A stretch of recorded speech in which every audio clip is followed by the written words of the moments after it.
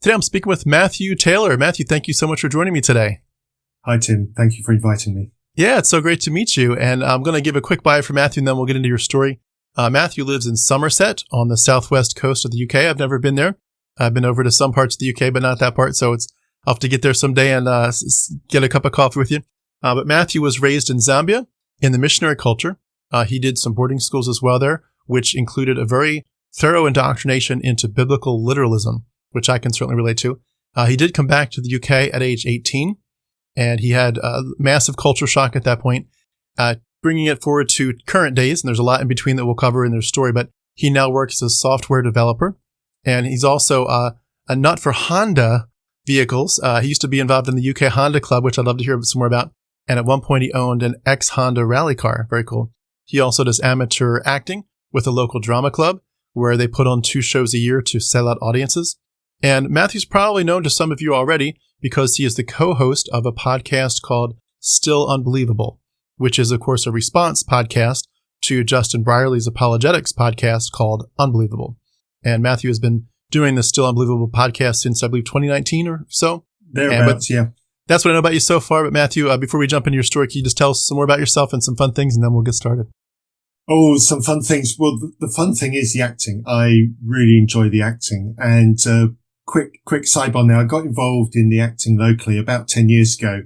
I had a really low point in my life, mental health wise. And somebody I know who knows me said, look, Matthew, you did some pantomime work, acting in your 20s. Why don't you find a local drama group? That'll help you. And drama lifted me. Drama helped me. Acting helped me, out of a really low patch in my life. You can't take your personal problems onto stage. It really is a period of absolute focus. You memorize directions, you memorize words, you memorize lines. And it's really good at getting you out of whatever it is that your mind is telling you need to think about and into something else. And that was a genuine good thing for me. And I've been involved in that now for just over a decade, and I love it. It's hard work. It's very, very hard work. After we put on a show, we have a month off, and then we go straight into reading scripts after that month off. And we've just started reading scripts now for the next season for the play that we'll put on in April. We know what the play is. So in January, we'll be told what parts we've got in the play, and then we'll hit rehearsals. The stage we're built in the middle of April, and we'll put on a 4-night run, and then it'll all come down again, and we'll have a break, and then we'll start again for October. It really is utterly relentless, but it's great for focus. Entertaining people, making people laugh. Comedy is serious business. And I love it. I absolutely love it. They're a great bunch of people. And one of the things that we talk about in church and post-church life is community, loss of community. And this acting group has absolutely given me community. There are people there. It's like church in a way. You get different people from different walks of life, and you all focus on this one thing that you all love. And there are people there I can share with. There's people there I can banter with. And it's great. It's my community. It's my family. It's real people I can talk to. And it's great. I absolutely love it. That's amazing. I've often wondered, what happens when somebody suddenly gets really sick right before? Does everyone kind of know everyone else's part so much that you can cover for each other? What happens if someone just drops out at the last minute? We're amateur. We're not, the show must go on, and we've never had that scenario, thankfully. We did have one case where our lead, there was question marks over whether our lead actor would actually have his part fully memorized. And he just about pulled out the bag at the last minute, but we're having conversations of, you're going to have to go on stage with the script in your hand because you don't know this part well enough. If someone falls ill, that's probably what we'll do. We'll just grab somebody from the backstage crew who would literally walk on stage with a script in their hand, because, we're amateur. Understudies is not a thing. Right. Maybe it's something we need to think about it for the future. But in amateur is high risk, high reward. At least, in professional theatre, there is always an understudy and people get paid for it. We don't even get paid for it. I do my day job and then I go and stay up late and go and do rehearsals. That is so cool. That's so cool. Fingers crossed that never happens and anyone gets sick at the last minute, but very, very fun stuff. Yeah. Well, I'm so glad you're here again, and I'm so appreciative of your part in the community with your Still Unbelievable podcast. I do want to talk about that at the end and give you some time the very end to sort of plug that and encourage people to go there. We'll have the links for that beneath this video. But for the moment, could you just take us back to your story? What was it like growing up, and what did you hear about Christianity and the Bible and about Jesus and salvation and all that?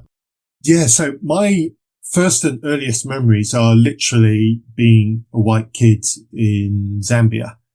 And that was the entirety of my formative years. Being white in a country like Zambia, where almost everybody that you see is black, is strange. You learn very quickly that you're different. And the difference is, though, the white people in a country like Zambia are the privileged people. So you learn very quickly that you're privileged, that you have stuff, and that the indigenous population will treat you with deference and treat you with undeserved respect purely and simply because you've got white skin. And it took me a long time to unpackage that. So besides the missionary culture, besides the evangelistical culture that I lived in, there was this subliminal cultural racism that I never appreciated until after I was out. So I do want to touch on that. I have a very, very dim and negative view of missionary activity in places like that.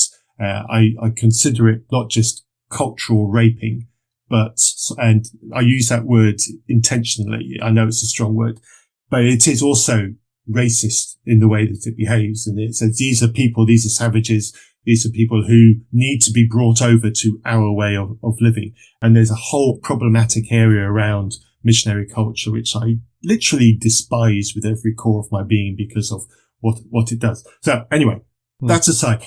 So growing up, my first experiences, my first memories are being in a community, a religious community, a missionary community. Of course, all missionary teachers, all the families of all the missionaries are all white people, mostly Europeans, some Americans. Were your parents there with you, or was it like they were in somewhere doing missions work and you were by yourself at the boarding school?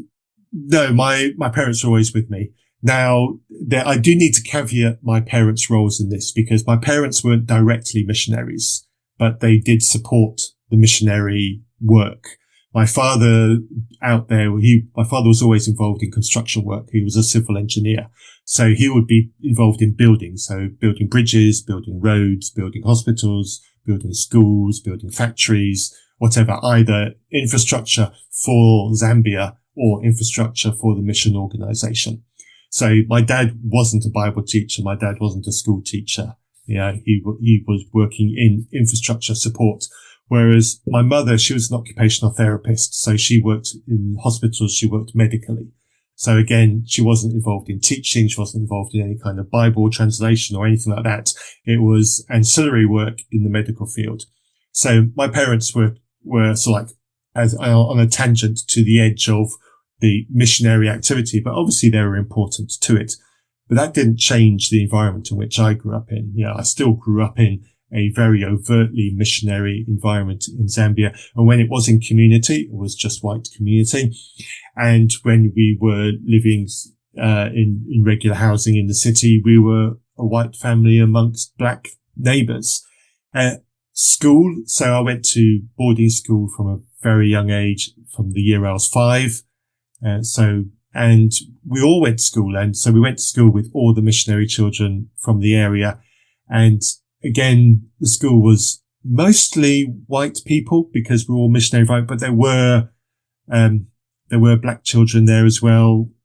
Some of them were children of wealthier Zambians, and some of them, they were connected to mission organizations, or they were orphans for one reason or another. Because if you remember, to set the scene, we're talking late 70s, early to late 70s, decade of the 70s, which if you know your history of that part of the world, Zambia became independent in 1964. Previous to that, it had been Northern Rhodesia. So the two Rhodesias, Rhodesia and Northern Rhodesia, which became Zambia and Zimbabwe, they were white run. They were run by Britain as countries, as territories. And Zambia got its independence in 1964. And Kenneth Kaunda was president for about 20 or 30 years after that. Zimbabwe became independent in 1980, and Robert Mugabe, that horrendous dictator, became president then for a number of years. So, but until those years, those two countries had been run by whites, and and it was effectively racist. Let's be honest about it. White governments from Europe telling black people how their country should be run. That's really the bottom line of what it's like. But again, when you're a child and you grow up in this, you don't know that. You just think you're having a great time. And I had a great time growing up in Zambia. It's a beautiful environment to grow up in. It's a beautiful country with beautiful people and with beautiful wildlife. I'm just curious, with all that context of growing up in Zambia, what were some of the things that you heard at the boarding school as well as in church and from your family about just the basic truth claims of Christianity and about salvation? Religious education was very literal. I was indoctrinated into Young Earth Creationism. That would take many decades for me to shake off. And it was so everything that you know and love about Young Earth Creationism is what I was taught. So literal Genesis, literal Adam and Eve, literal Tower of Babel. Yes, I was even taught that languages around the world came from the Tower of Babel. I remember we got new biology textbooks one year, and we had these textbooks, and there was we were all told, turn to page such and such, where you'll find a paragraph that describes evolution as fish working their way from pond to pond, walking on their fins, and gradually over generations, those fins turned into legs, and eventually these fish with pseudo legs became the land animals. And this paragraph described evolution that way in a single paragraph. It's obviously not a particularly accurate description of evolution, but for 1970, it might have been the best that certain people were prepared to put in the book. And we were told to cross that paragraph out of the textbook, which we obviously did with enthusiasm and glee. So that was the level of the religious indoctrination that we had there. And the literalism turned into every aspect of life. And some things as a child you don't realize until many years later. And it was many years later when I looked at some of the photos that had been taken while I was at that school, and somebody had put the effort into scanning them online. And I went and saw these photos online. And that was when I noticed that while photos of me as a young child were hilariously indecent, you imagine me as a preteen in the 70s wearing shorts that people wore in the 70s. They were stupidly tight. And then I had socks and sandals. When I look at that photo of me, I thought, that's hilarious. How on earth did you get away wearing that? And then you notice that every single girl in the school is wearing an ankle length skirt or dress. Every single one. And then the penny drops, go, oh wow, purity culture was rife here as well. The girls had a dress code and I never saw it. And you look at those things in your past and you go, wow, it was there all the time, right there in your face, and you never saw it. And I've said it before, and I think it's worth repeating. When you go back and you look at those things and you exit religion, women and girls have a harder time of it than men. They have so much more to unpack. Their treatment is so much more insidious. And I'm sorry to every woman out there that it took me till being an adult to realize that, because I think that is something that needs to be acknowledged. Can I ask my question? I want to make sure we cover as well more less the peripheral aspects of Christianity and more the core tenets. What was the theology that you heard about? How do you get saved? How did I get saved? I got saved in my early years there. It was pray the sinner's prayer, pray this thing, and you'll feel God in your heart and you'll become a Christian. And that was the experience that I had. And and everything was it. The Bible, if it says so in the Bible, then it is absolutely true. And anything that contradicts that is got to be false. It really was absolutely that literal. So it was always your best clothes on a Sunday. That's a weird thing. We always had to take our Sunday best to school, and these clothes only got worn for going to church on a Sunday, and then we would get changed out of them when we got back from church on a Sunday morning. Little weird things like that, when I look about them, are strange. And again, one obviously things like same-sex relationships were completely off the table. Marriage was one man, one woman for life, which caused enormous problems when my parents separated at 9 years old. There's all sorts of crap about that needed unpacking. And the teachers there was some, what's the best way to put it? There's something odd that happens when you're in that environment in a boarding school where everything is encapsulated and there's no external influence. Bad behavior, atrocious behavior has an opportunity to seep in and nobody does anything about it. And I'll give you an example about my very first, these are quite horrific memories that I've got from one of my early teachers there at the school. And again, we were all afraid to raise it because we were in a culture of whatever the parents said, whatever these godly people said to us was right. So this whole idea of you're allowed to question was completely erased from us. It was impossible to question everything. If we had concerns over anything, we were never allowed to raise it because punishment at the school was terrifying and absolute. And I had a teacher, again, you remember, missionary environment, allegedly godly people. I had a teacher who would literally beat us in class for getting an answer wrong. And when I say beat, you imagine 5, 6-year-old children, and they're told to hold their hands on a table out of their free will, not being held there by someone else. They have to hold their hand and wait for the teacher to hit their knuckles with a wooden ruler. We're talking about that level of cruel, obnoxious punishment to children of that age. Hardly a surprise that by the time I was 7 and 8, I had trauma problems and wetting myself in class problems because this teacher had absolutely terrified me with this kind of behavior. And there was nobody I could turn to, nobody I trusted, because the authority, the religious and scriptural authority that these teachers had over us was absolute. There was nothing that was safe. And I think that is one of the toxic downsides that we have from this kind of religious behavior, because there is no freedom for children to be able to express themselves. Yeah, for sure.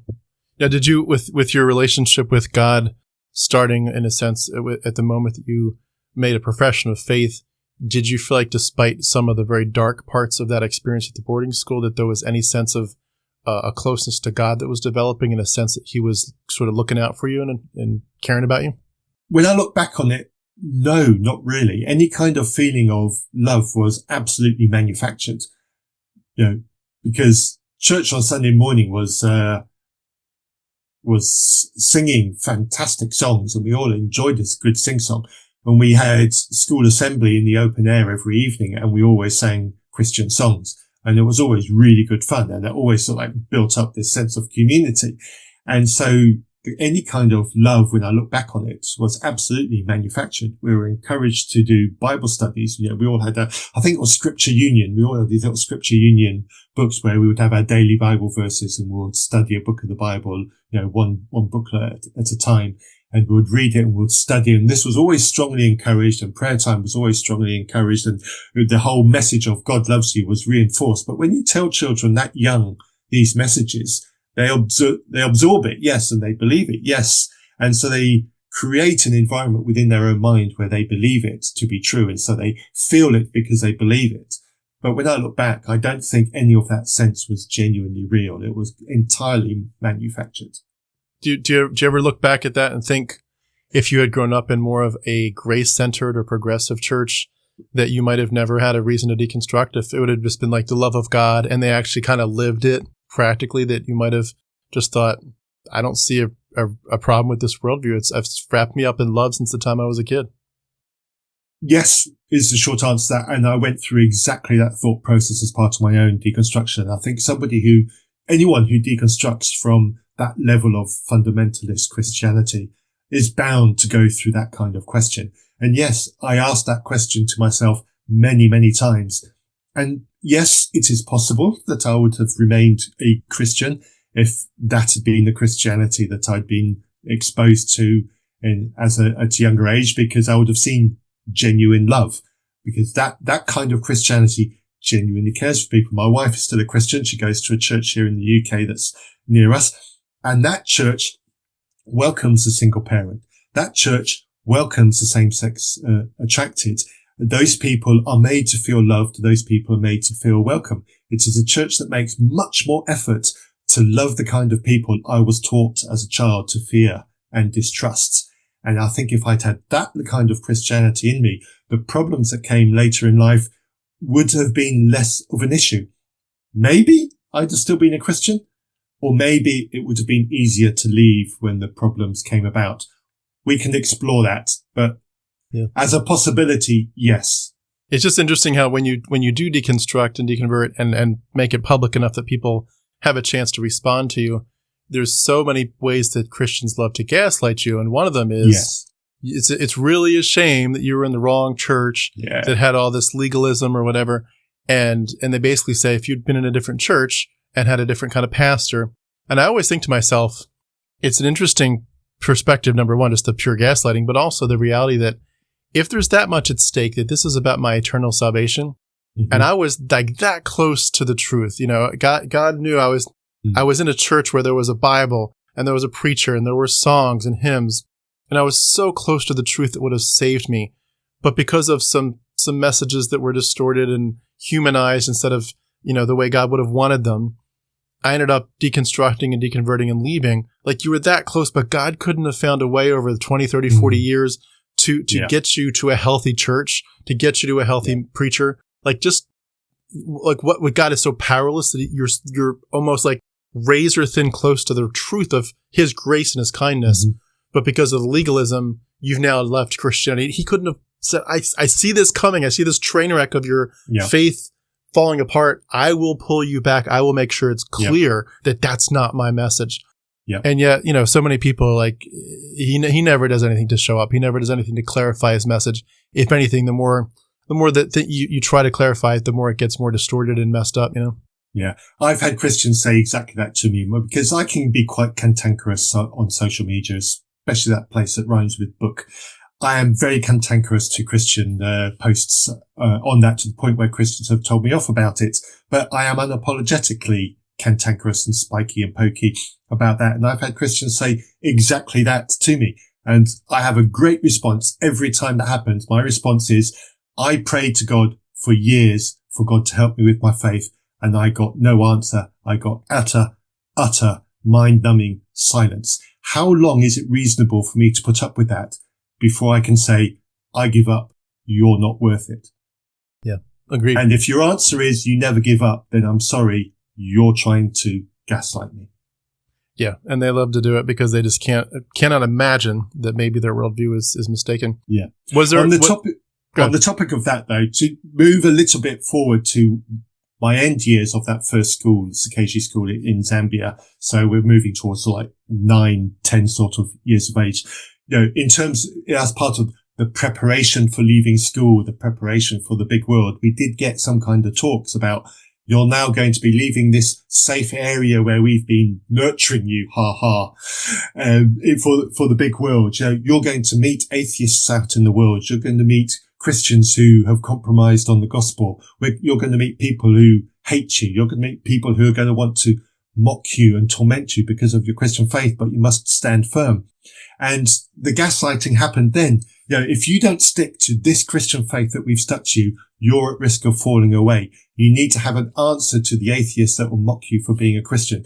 You need to have an answer for the soft Christian, the lukewarm Christian, who is going to accept other things which are sinful and still call themselves a Christian. You need to stand firm against those kinds of people. And I was warned about these kinds of Christians who accept other things that we weren't taught, non-literal things, things like evolution, things that Adam and Eve might not have been real after all, things like the Tower of Babel might not have been real after all. And those Christians, you need to hold against those Christians, because if you start accepting those things that those Christians do believe, what's to stop you accepting the lie that God doesn't exist and losing your faith altogether? So already it was starting from that angle anyway at that young age. And those things did happen when I started adulting, and yes, they did cause problems. So we can talk about those in a minute. But yeah, it all started from a very, very young age. And it was very much about protecting this very literal, very fundamentalist view of Christianity, which is actually quite fragile when you start to examine it. It's amazing how much they poison the well, and you do end up pretty much fearing everybody else. Yeah. But also fearing that your temptability, just like you could be tempted with sexuality, you can really be tempted in a much larger scale with some sense of lack of trust in the Bible, or trying to do things, with your own understanding, and whether it's science or just a general worldview perspective. And you end up really getting to a point, if you're really, really indoctrinated like you were, and I would argue that I was probably pretty close behind that. It wasn't through a boarding school, but it was just my overall childhood. But I did experience some very similar things. But you get to a point too where you move past the overall fear of like, oh my gosh, what if I get tempted to not do it God's way, or to not obey and not be biblical? You get to a point where you sort of get, especially as a man, you get this sense that you are being prepared for ministry, and you get little tastes of leadership even as a young person. And once you get to the point where it goes from I'm just this sort of child in fear to I'm a pastor in the making, I'm a missionary in the making, and now you kind of take on the responsibility for it. It almost becomes a source of pride of like, I am a soldier in the Lord's army. I'm here protecting the drawbridge from the enemy. And I will fight these bad atheists and these bad believers, and I will make sure that the word of the Lord is held up the way it should be. And when you go from that fear factor, which is so heavy, and the poisoning of the well, to the sense of like, I am part of something so much bigger, and you get invited to like this sense of like, you're going to get a crown of jewels someday if you fight the good fight, and you need to make sure you're not going to get shipwrecked, but also you want to hear those words, good and faithful servant. And you put that together, and you start to get these little invitations like, hey, would you like to lead this class sometime? Hey, would you like to pass out the bulletins? Would you like to help us pass out the Lord's Supper, the bread and the wine? Would you like to help us? And eventually you start doing more and more and more. And they start praising you like, oh my gosh, this is like this young person that's clearly on track to do ministry. And you just, wow, it goes to your head. And that fear and the arrogance mixes, and you truly can't see past the nose in your face at that point. You're so stuck. Absolutely. And a perfect example of the kind of fear that this kind of Christianity instills into young people is one of my memories of being in Zambia is my two brothers, my dad, we're in the car, we're driving somewhere, and we see a figure on the road. And in Zambia, roads between cities are almost arrow straight. And you'll have a long road. It'll be multiple of hours of driving, 6-7 hours driving between cities. And it'll be straight road. I mean, it'll be so straight when it undulates the hills, the white lines join on the hills in the distance. It's that kind of straight. And you see the haze from the sun. You've seen in very movies where you get like this kind of oasis effect from the heat evaporating up. Oh, it's just wonderful and beautiful, and dust absolutely everywhere. And there'll be indigenous villages hidden off the side of the road, along this way. So we're driving on this road. We're hours from the nearest, white civilization. And we see this figure on the road. My dad slows the car up, and this guy in traditional dress comes out and greets my father. My father knows enough of some of the local dialects to be able to converse with him. Of course, my brothers and I, we've only ever spoken English. That's the arrogance of this culture. We don't even learn the local languages. We only ever spoke English. And is in traditional dress. And I see him as what has been told to me as a witch doctor. Now let's remember, witch doctor, it's a white euphemism to invoke fear against traditional native behaviors. Medicine man would be another word. Again, a white invented phrase to invoke fear against somebody. And there's this guy in traditional dress, and he comes and he greets my father, and my father's conversing with him. And all this fear that I've learnt from school overcomes me, and I start screaming out of fear in the back of the car, start howling, start crying. And my father is forced to cut the conversation short and drive off to allay my fear, because I'm terrified of this person I've never seen before in my life. He's never seen me in my life.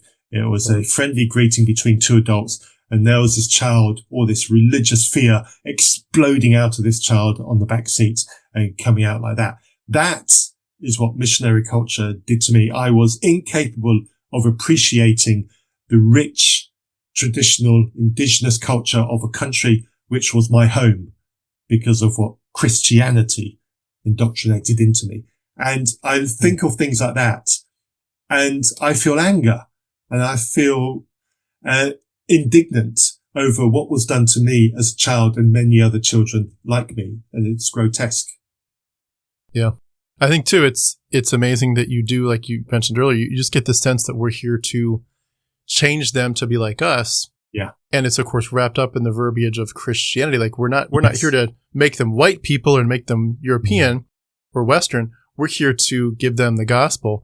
But when you really look back at it, and especially once you realize that Christianity is mythology, that all you're doing is spreading mythology, you really are spreading Western civilization. That's all you're doing. And obviously, Christianity did not start as a Western civilization. It started very much Eastern. But, but by the time we come along, it is a Western civilization thing. It is our cultural Christianity. We're not trying to establish a Judaic Christianity. We're trying to establish a Western Christianity. But it is staggering. And I think too, you get to a point too where you have to eventually deal with those questions of like, which parts of their culture do you want to change and which parts can you leave alone? And I went to mission school for a while with the New Tribes Mission. It's now called Ethnos 360, but New Tribes, that was one of the biggest questions that they talked about almost all the time is like, how much are we trying to change them? So for example, when I was in New Guinea, we went to I was in the main part of New Guinea for a while, and then I went to this little teeny island for the last week, and it's just like the middle of nowhere. Like if you got bit by something poisonous, like you're toast. There's no hospitals anywhere. You're not getting out alive. But anyway, I talked to this tribal guy, through a translator, he was now a tribal elder, a Christian elder, in the church. And he said, before Christians came, I used to treat my wife like garbage. He said, I literally would take a stick like out of the fire that was hot and just poke her with it and burn her skin. It's like, she was like a dog to me.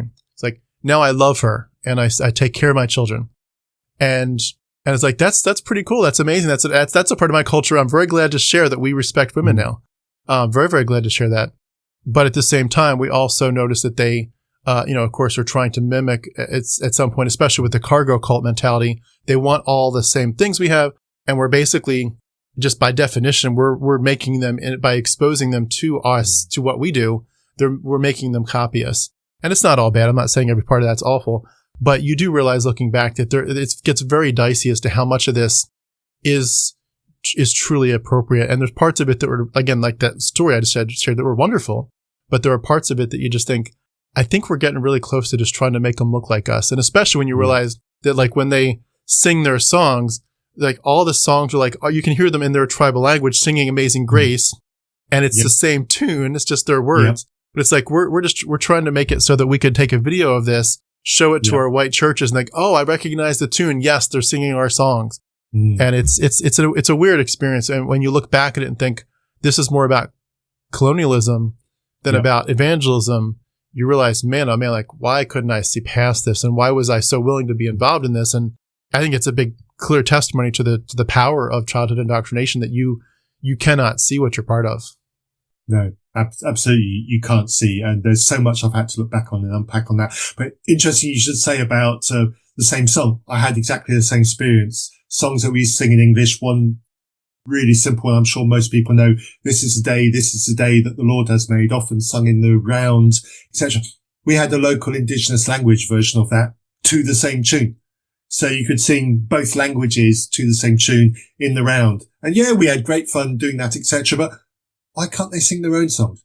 Why can't they write their own songs? Why can't they play it to their own tune? If you really want to get them to adopt into this religion, let them do it their way. You might learn something. Exactly. And it's also interesting that so many of the tribal language or tribal people, their Bibles have been translated not from Greek and Hebrew, but from English.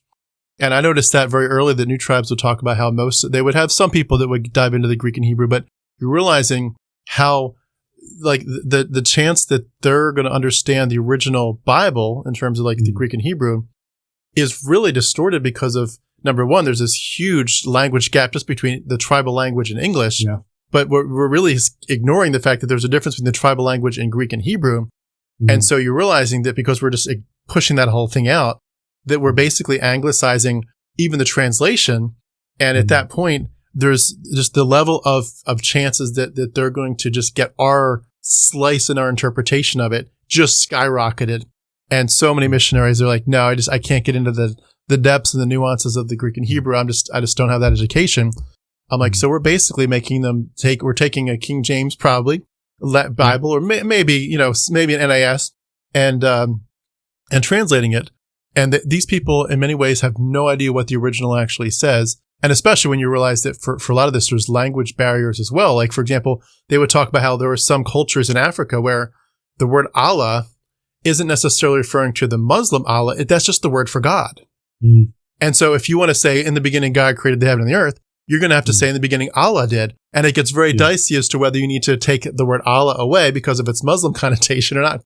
And it's like, there are so many ways in which you could just totally mess up people's minds. But then when you're telling them, like, but this is the truth from God, like God gave it to the prophets and the John the Baptist and Jesus, and it's the apostles, and it's been passed down from the church fathers to us. And we're just continuing this long chain of people that are spreading the gospel.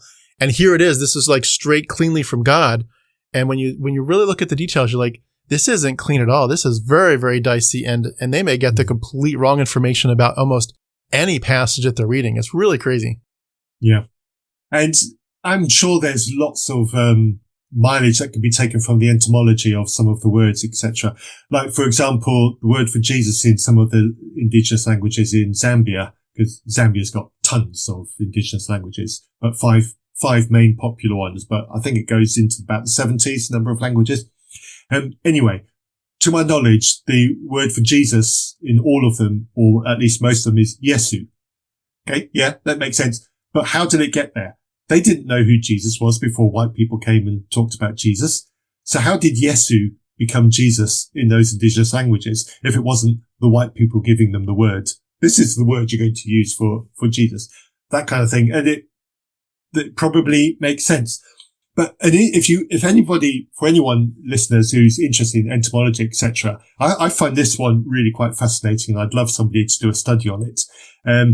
The word for white-skinned person in most of the indigenous languages in Zambia is Mzungu. And the word, I'm told, and if somebody can fact check this, feel free. This is one thing I say on Still Unbelievable. Fact check my claims, okay? Don't just assume what I say is true. Fact check me, please. And if I'm wrong, tell me. The word for God in some of the languages for their local God before white-skinned people came in and told them about their God was Mulungu. So you can hear the two words are very similar, Mulungu, Mzungu. And the reason apparently why those are quite similar is because Mulungu for God existed as a word. And then suddenly white-skinned people turned up. And these people thought these white-skinned people who they'd never seen before were either ghosts or gods or something like that. So they gave them a word that sounded very similar to God, and they called them Mzungus. So I'm sure there's some real big study and some mileage that can come out of that. And let's be honest, assuming that's true, most white-skinned people do not deserve that kind of association. Let's just say it. Exactly. And I think it bears just repeating probably something that's obvious to the people that have been in doing missions work, but you really have to be careful with the tribal worldview. Animism is woven into everything that they believe, everything that they do. And you can't go into a tribe and just start talking about Jesus and the blood and the cross and the death and the resurrection. They're going to take that all so differently. I remember when I was in mission school, they were talking about this one tribe where they had done such great work translating the Bible. They went through the whole story, everything. But that tribe had a particular tradition that elevated being treacherous. And so when they got to the story of Jesus and Judas, the savior figure, the hero of the story was not Jesus, it was Judas. And they had to figure out how to undo, like, oh shit. Like these people are like celebrating Judas and clapping for him. And they realize, like, we don't know the culture enough. Yeah. And that, you could go down that rabbit trail 1,000 different ways, but it is amazing. There's so many ways in which the worldview is different. And we just make these assumptions. If you come in, tell them about the blood of Jesus Christ, we're going to get them saved. It's like, you don't know what you're talking about. you'll truly like mess up both them and the Christian message you think you're telling. But I do want to go back to your story. What were some of the other early seeds that, as you grew up, that we haven't talked about yet, that just kind of made you say, I don't feel comfortable in this, and this is starting to move towards some bigger, questions and doubts? Those things didn't really come about until my 20s, I would imagine. I was all in on Christianity. That's early childhood indoctrination, despite some of the horrors that I've already described. Christianity was all I knew because of the environment in which I grew up. I literally did not know anything else about any other kind of living. Christianity was everything to me. The idea of meeting people who didn't assume that God was real, who didn't know that God was real, who didn't know about Jesus, was utterly alien to me. And yes, I did say earlier about 9 years old being warned that there would be people I met out in the outside world who would be atheists who would mock my Christianity. But the way I heard that, the way I interpreted that was those people would be minorities. Those people would be rare, weird people. And those would be easy to spot. It'll be easy to avoid those people, and life would be cool because everybody I knew would be Christians. That was the kind of naivety that I had on leaving that. But I did drop a hint earlier, though, about my parents' separation. My parents went through a terrible separation when I was 9, 10 years old. And there's a much bigger story about this, and I really don't want to get distracted on this story because it's a long story. I've told this story on other podcasts, but we're talking 8, 9 years old, leading up to Zimbabwe being independent. So there's a lot of politics involved in all of this. The farm that we lived on in central Zambia near the capital city, Lusaka, got raided by freedom fighters loyal to Joshua Nkomo. Joshua Nkomo was in competition with Robert Mugabe for who would eventually be the leader of what would become Zimbabwe. All of this is wrapped up. As part of what happened on that farm, 3 people on the farm were kidnapped, taken away, beaten for a day. One of those 3 people was my mother. And, let's not sugarcoat this. I came perilously close to becoming an orphan that day, myself and my brothers. Everybody survived. My dad wasn't on the farm at the time, but narrowly escaped literally by a miracle of 5 minutes. Miracle, escaped. So my father was turned away from the farm, so didn't get involved in all that. But my mother was treated horrifically along with those other people, kidnapped. Yes, things happen to women in scenarios like that. Let's not dwell on that, but acknowledge that it happened. And they were all set free later on that day.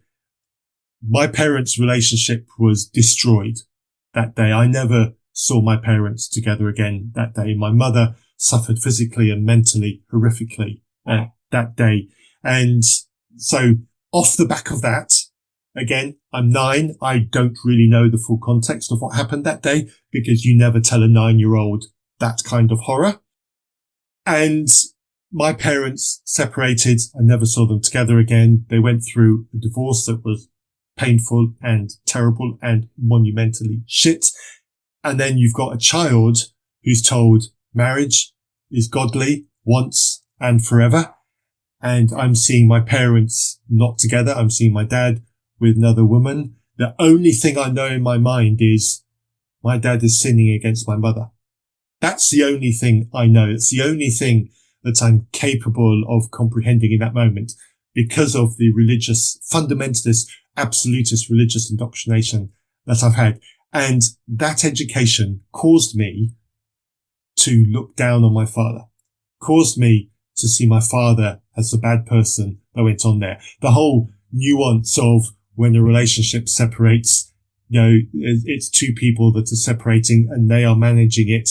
I took on so much of a burden because of that, because of my indoctrination, and that indelibly harmed the relationship between myself and my father. We never recovered our relationship. We've been on and off, and we're currently in and off. And that relationship is permanently broken, permanently damaged because of the absolutely literalist, fundamentalist, no nuance allowed Christian indoctrination that I was given. I was incapable of seeing how there could be grace in that relationship. I was incapable of seeing how children, need to accept the consequences, painful as they are, of that relationship and still equally love both their parents. My religion absolutely tarnished my relationship with my father because of what happened then. That's so sad. That's so sad.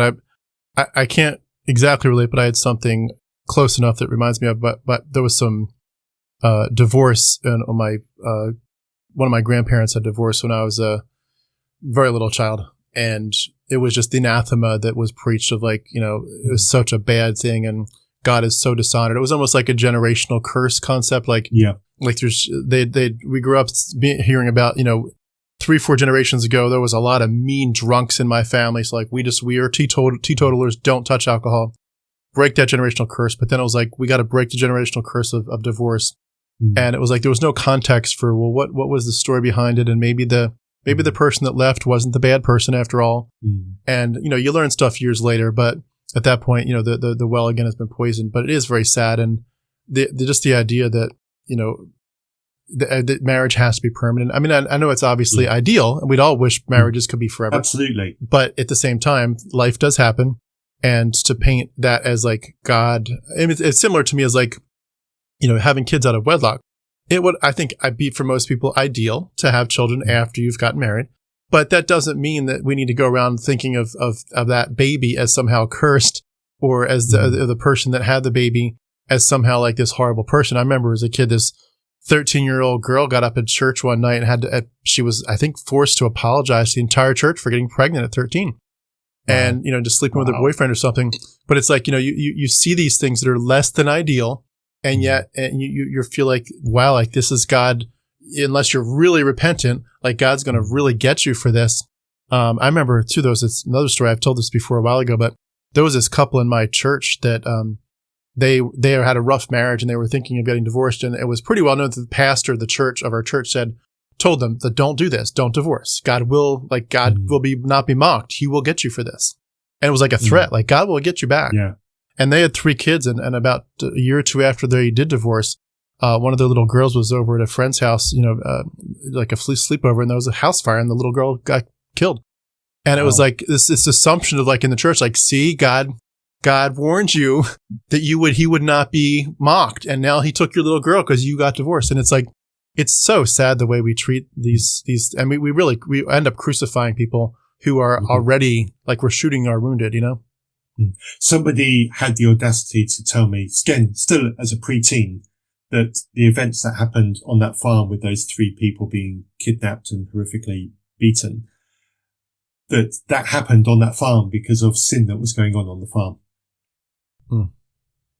Yeah. That's insane. That's so sad. Yeah. And yet as a Christian, you believe it, Yeah.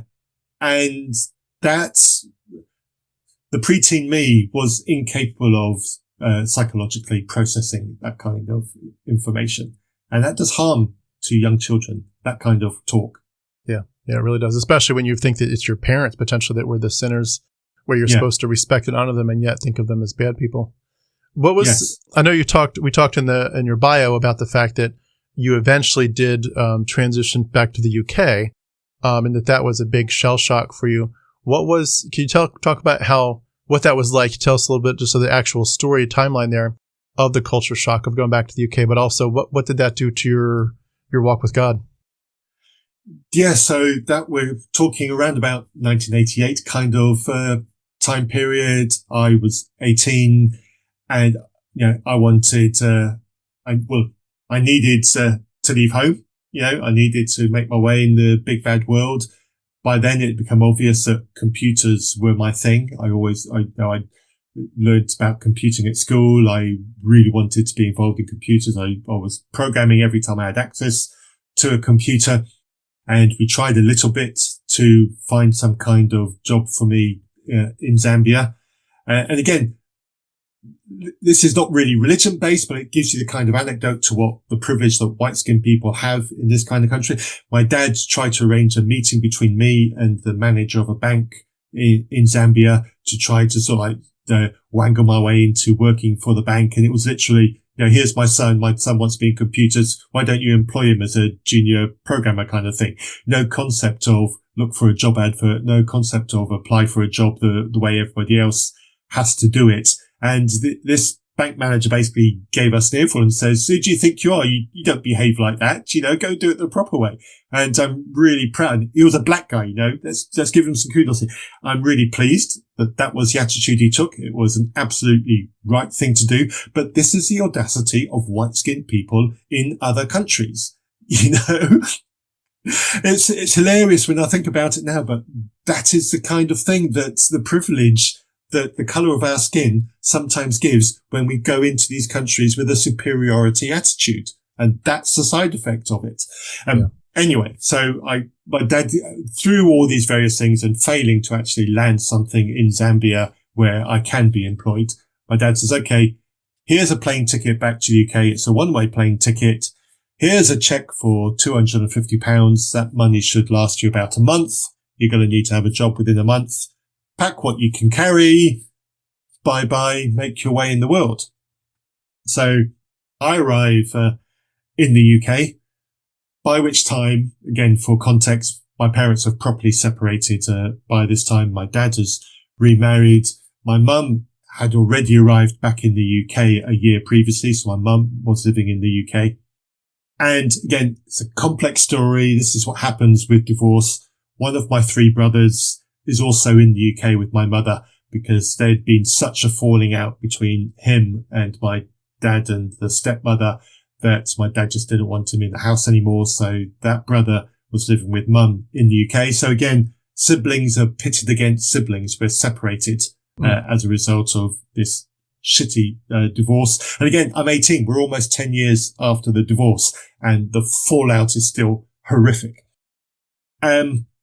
So I arrive in the UK. My dad has said to me, you should be in Kent in the south coast of the UK because that's near London.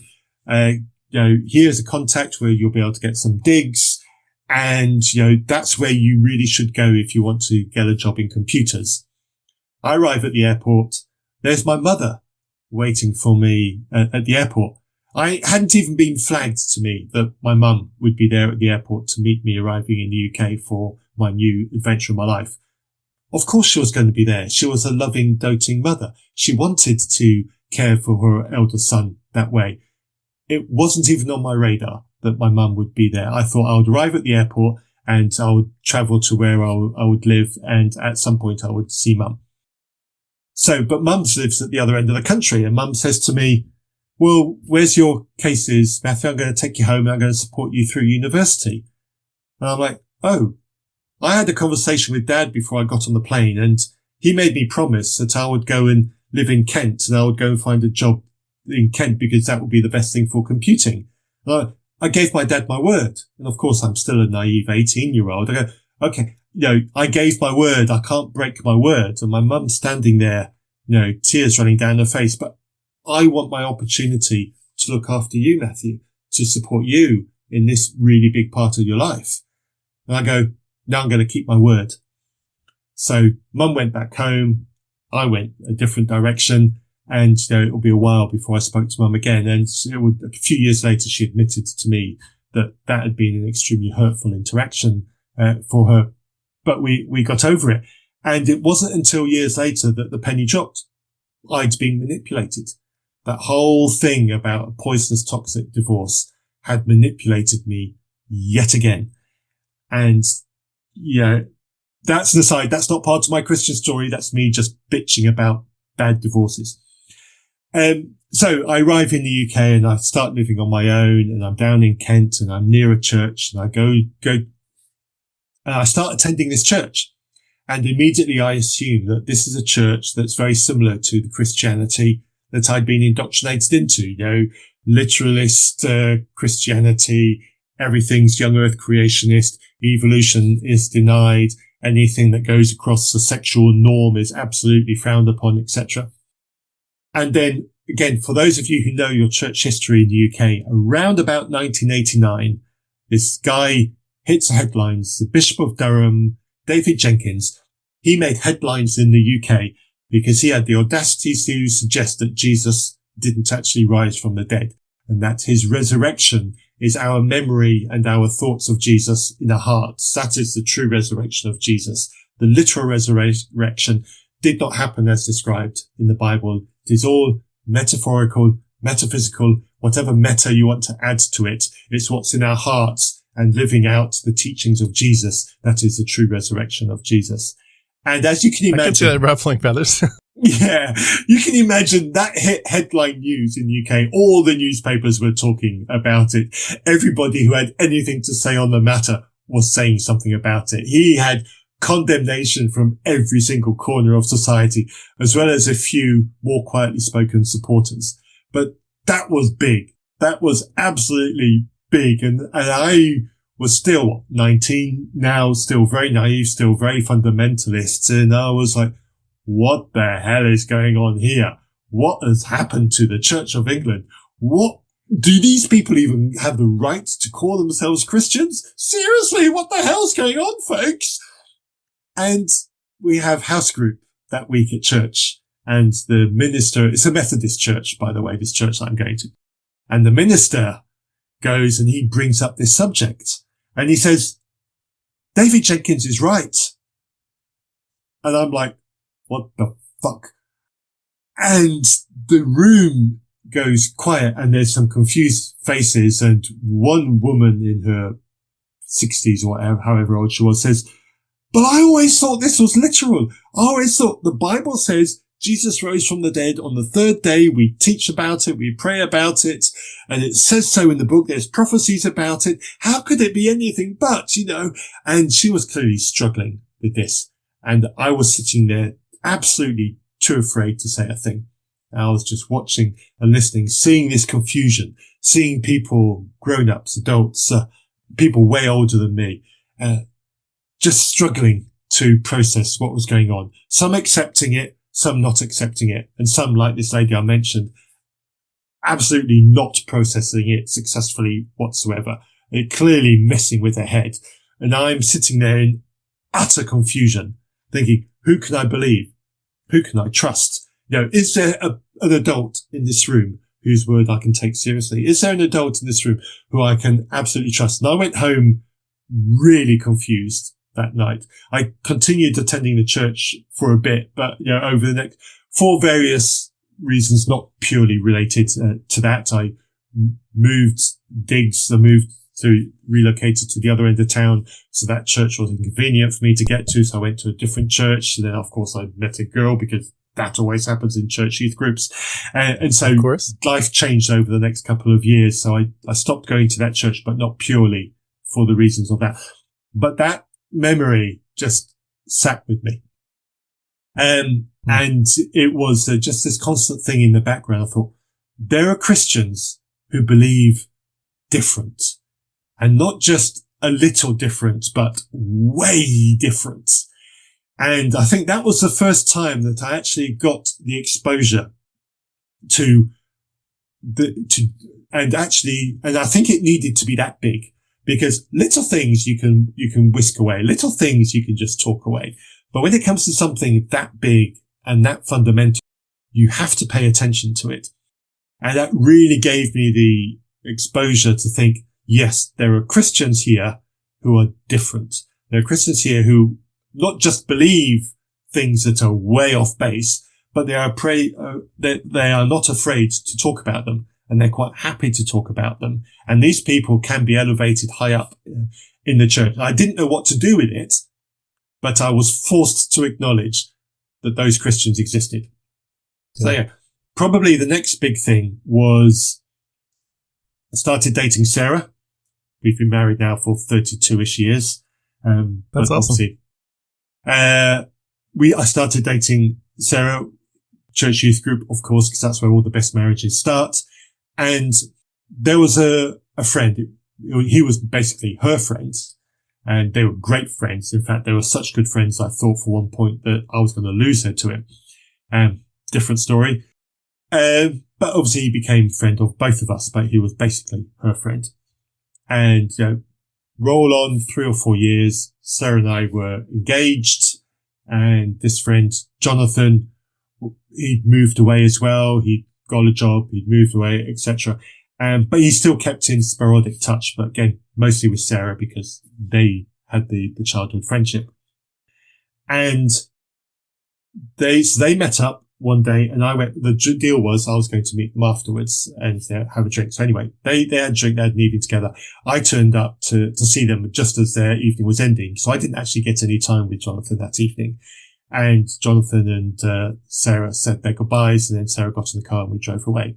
And an hour's drive home or whatever. So we talked, and I said, well, how was Jonathan? Is he all right? He said, yeah, he's okay. I'll cut the conversation short. It was a long conversation, but basically it turns out that Jonathan was gay.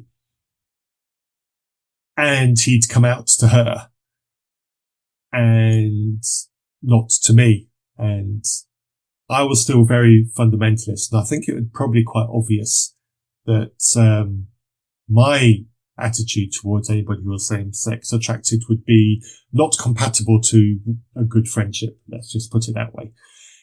And I think during the conversation, Sarah said something along the lines of Matthew wouldn't be impressed, which is true.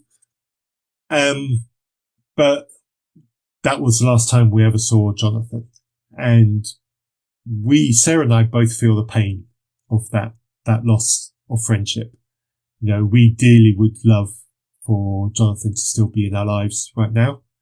Jonathan, if by any ever miracle you ever see this video, please get in touch. Sarah would absolutely love to hear from you. Anyway. Yeah, we feel the loss of that because we should have responded better. We lost a friendship as a result of that. A friend who was at the edge of being really honest and vulnerable to us. And we lost him. And friendship was more important than sexuality. And while it took me a long time after that moment to become fully accepting of same-sex attraction, that moment, that point, that period, that pain, that loss told me that friendship is important. Friendship should transcend problems. Friendship should transcend things that we don't understand. Friendship is vitally important. We should cherish those friendships. We should cherish those people who've been part of our lives for years. And we should not, under any circumstances, risk casting them aside just because of a peculiarity over sexuality. It is not worth it. Admire the friendship. Worship the friendship. Cherish the friendship. Wow. Painful stuff. I can relate to some of that with some things I've been through in my journey as well. And you want to go back to those places where you either were judgmental in your head or even judgmental with your words, and you just want to take it all back. Or, even if you didn't do anything, harsh, just go back and give them a hug and say, I care about you. I love you. And you're great just the way you are. And I remember when I moved from Philadelphia to Georgia, several states south, back in 2008. And, I had to get a car. I thought I could use the buses here, but it wasn't developed enough where I was at.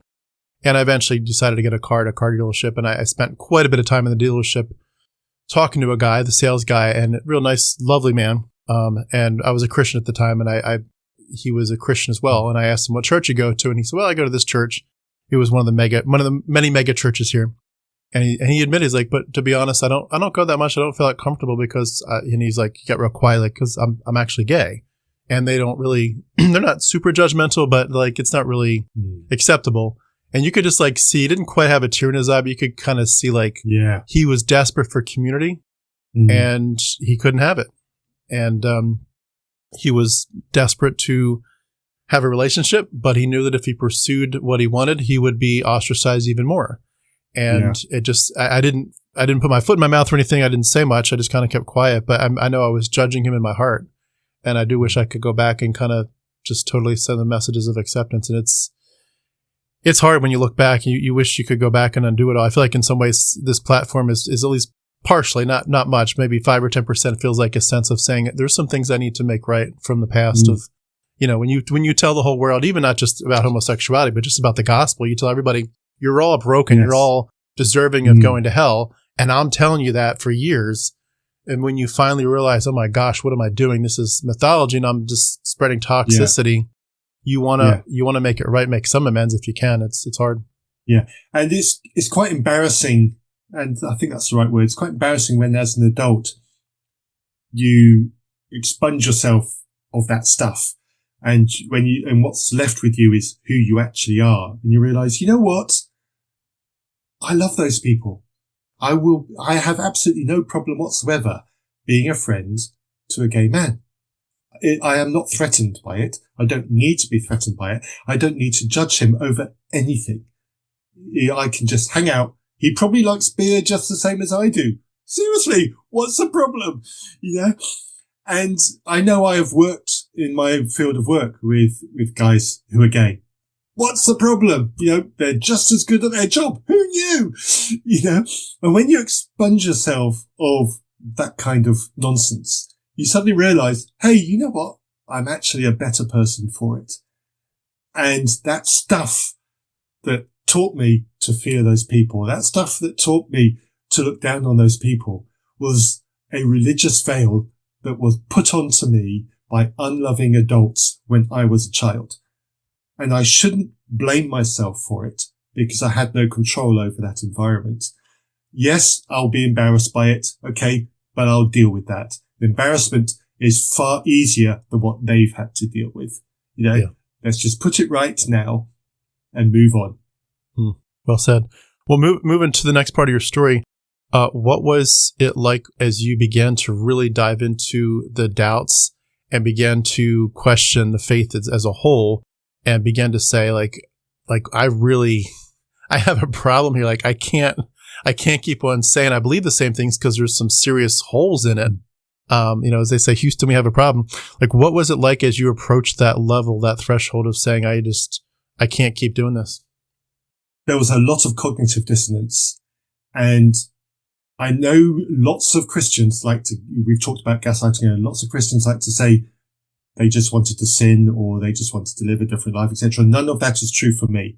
My testimony is about the science, and it was science that rescued me.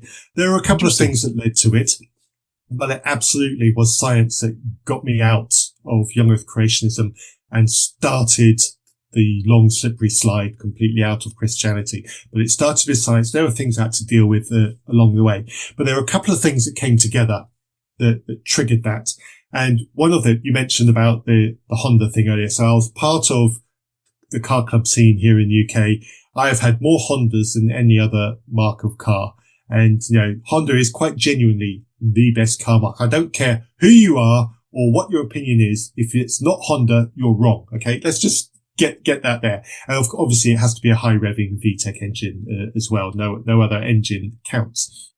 So anyway, so there I am. I'm in the Honda Car Club. I've managed by some weird coincidence, etc., to take ownership of a 1988 X-Works Rally Honda Civic. It's rusty. It's been dented. It's rolled over a couple of times. The engine has blown up and been replaced at some point in its past. And it's quite a battered old car. The roof vibrates when it hits 100 miles an hour. It's an absolutely pain to drive. It damaged my hearing because the thing was so loud. There was some kind of fumes going on in the car, so my voice always got really tickly whenever I drove in it. Wow. It was just an utter bag of nails, but I had lots of fun in that car and drove it mental every time I drove it. So I used to do track days with the car club, etc. And through an offshoot of all that car club activity, I got involved with an online forum of people where we would literally talk about cars. We only got together because of talking about cars. No, not all of them had my enthusiasm for Hondas. I'll forgive them for that. But we all liked driving cars in exuberant manners, let's just say. And we're mostly still together in this same forum 25 years later. So we're chatting away, etc. And topic is not always about cars and track days. No, topics go to other things, etc.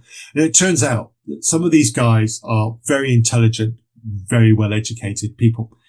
And I got involved in this to talk cars, but obviously Christian indoctrination. I didn't want to be an evangelist to these people, but I wanted my holier than thou, better than everybody else attitude to shine through so I could encourage those ignorant people to become more accepting of Christianity, because that's how every good Christian is, aren't they? So long and the short of it is, it comes out that I'm a Christian, and there's a bit of ribbing about it, but I deal with that because I'm not there to be a Christian. I'm there to be about cars. But, there is suddenly, if there's going to be a religious joke, Matthew becomes the butt of that religious joke because Matthew's the resident weirdo. And then one day there's a topic of evolution, and someone starts talking about, because there's something new comes out in genetics, etc. So there's a conversation about evolution, and idiot Matthew decides to jump in with both feet and say, ha ha, you're all wrong because the Bible says so. And what resulted was embarrassingly painful. Let's just put it that way. I was outclassed intellectually and wittily. These people literally walked all over me with their superior knowledge of evolution, how evolution worked. And I frankly didn't have a leg to stand on. And I was utterly humiliated because my best attempts to try to sell creationism to those people wasn't only scoffed and mocked, but was absolutely pounded on by good quality evidence and argumentation.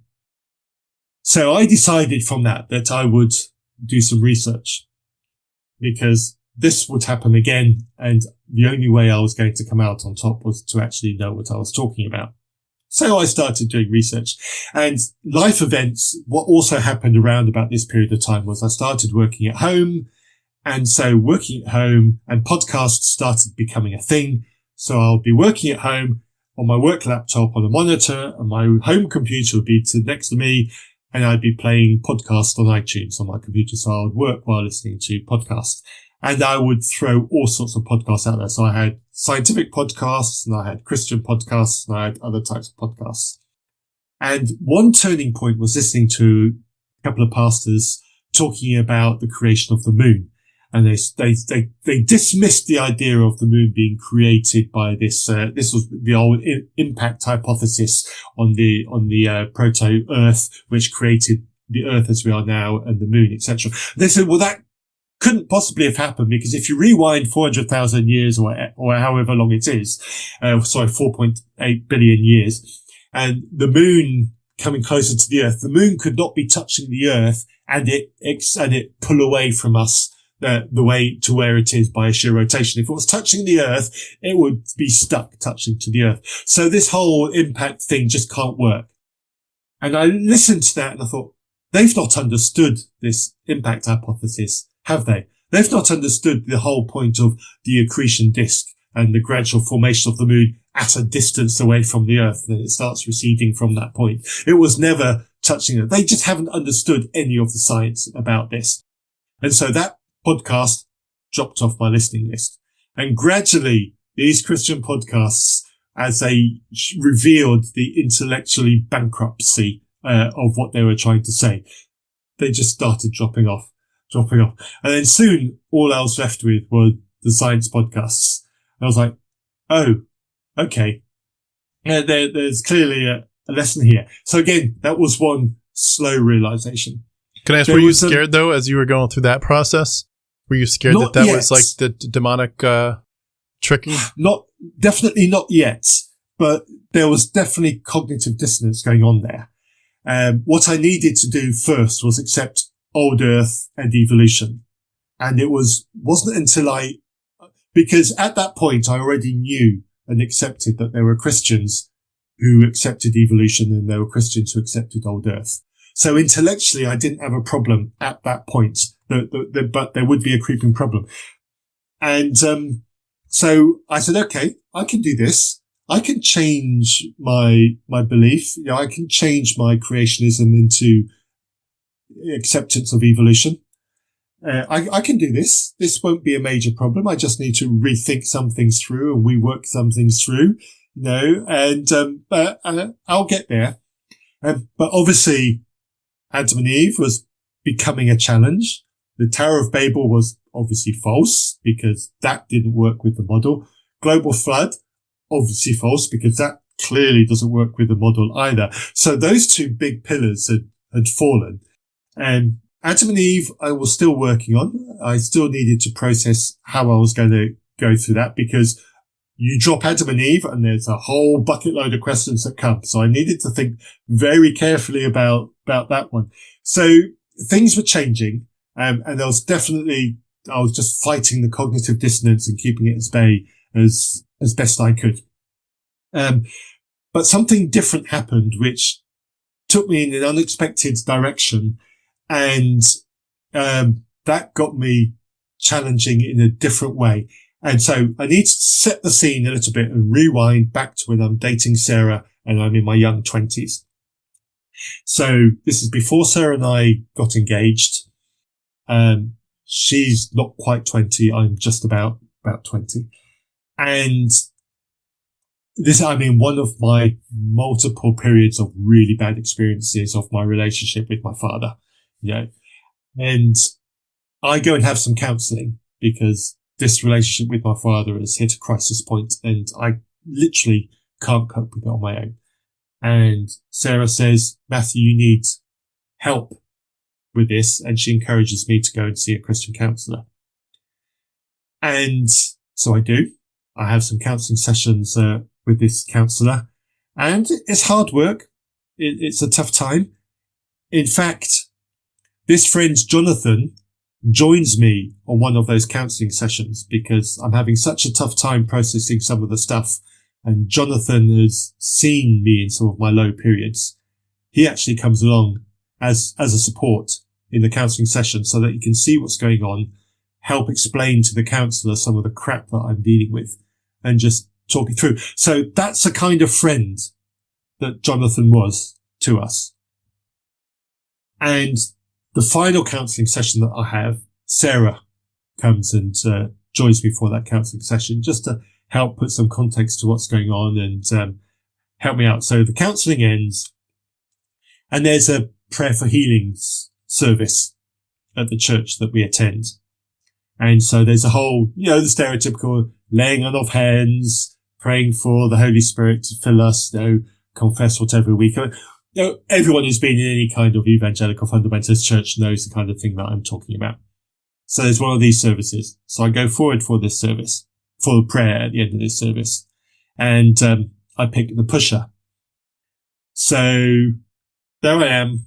I say my thing. I receive my prayer. I get pushed over. I collapse onto the ground and I start hyperventilating. And it becomes quite noisy. It becomes quite disruptive. And then suddenly there's 3 people or however many people around me casting demons out of me at the front of this service. Wow. That escalated quickly. Yeah.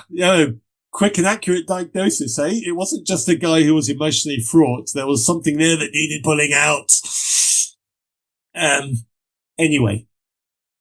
I get removed. So I'm causing a disruption. I get removed from the service and get put in the church sanctuary because the church sanctuary and there's about, I don't know how long it was. It felt like ages. It felt like an hour. It may not have been an hour, but it just felt like a really long time. And I had this very emotional, quite dramatic, casting out of demons experience. It was a new experience to me. This was something that was quite, I was familiar with the concept from my time in Zambia, but it was not something I'd experienced and certainly wasn't anticipating experiencing. And yeah, so we had that. So anyway, so that's a historic event. Sarah was there. Sarah saw what happened there. She was very familiar with what happened. Everybody in the church knew who I was after that evening because it had created such a scene. I'd become a bit of a minor celebrity because I'd had this big dramatic event in the church. So we roll forward now. Sarah and I have been married for a decade. I'm working at home in this job. My deconstruction is starting. My deconstruction of creationism is starting, and I'm accepting evolution. And I listen to this podcast, and it talks about sleep paralysis. And And the reason why I bring up sleep paralysis was because a week after this casting out the demons event, I had an event in my room, in my flat, of some kind of oppressive force sitting on my chest when I woke up and I couldn't move. And I kind of hoarsely said, God save me, and everything disappeared and I was well again. Anyway, I heard this description of sleep paralysis and what it does, and I went, oh, that's what I had. I had sleep paralysis because it was stress related, and everything that they're describing about sleep paralysis matches. That's what it was. I wasn't being attacked by another worldly demon. God didn't save me from this demon in that moment. I wasn't because of a demon attacking me. It was a purely natural response to a highly stressful situation, which it was, and my body acted that way, and people experience it all over the world multiple times a year. It's normal, it's natural, but it's fucking frightening. Yeah, I've had it myself. And it's not surprising that people interpret it in light of their spirituality of the time, because it feels bloody weird. And anyone who's had sleep paralysis, my sympathies to you. I've only had it once. That was enough. Thank you.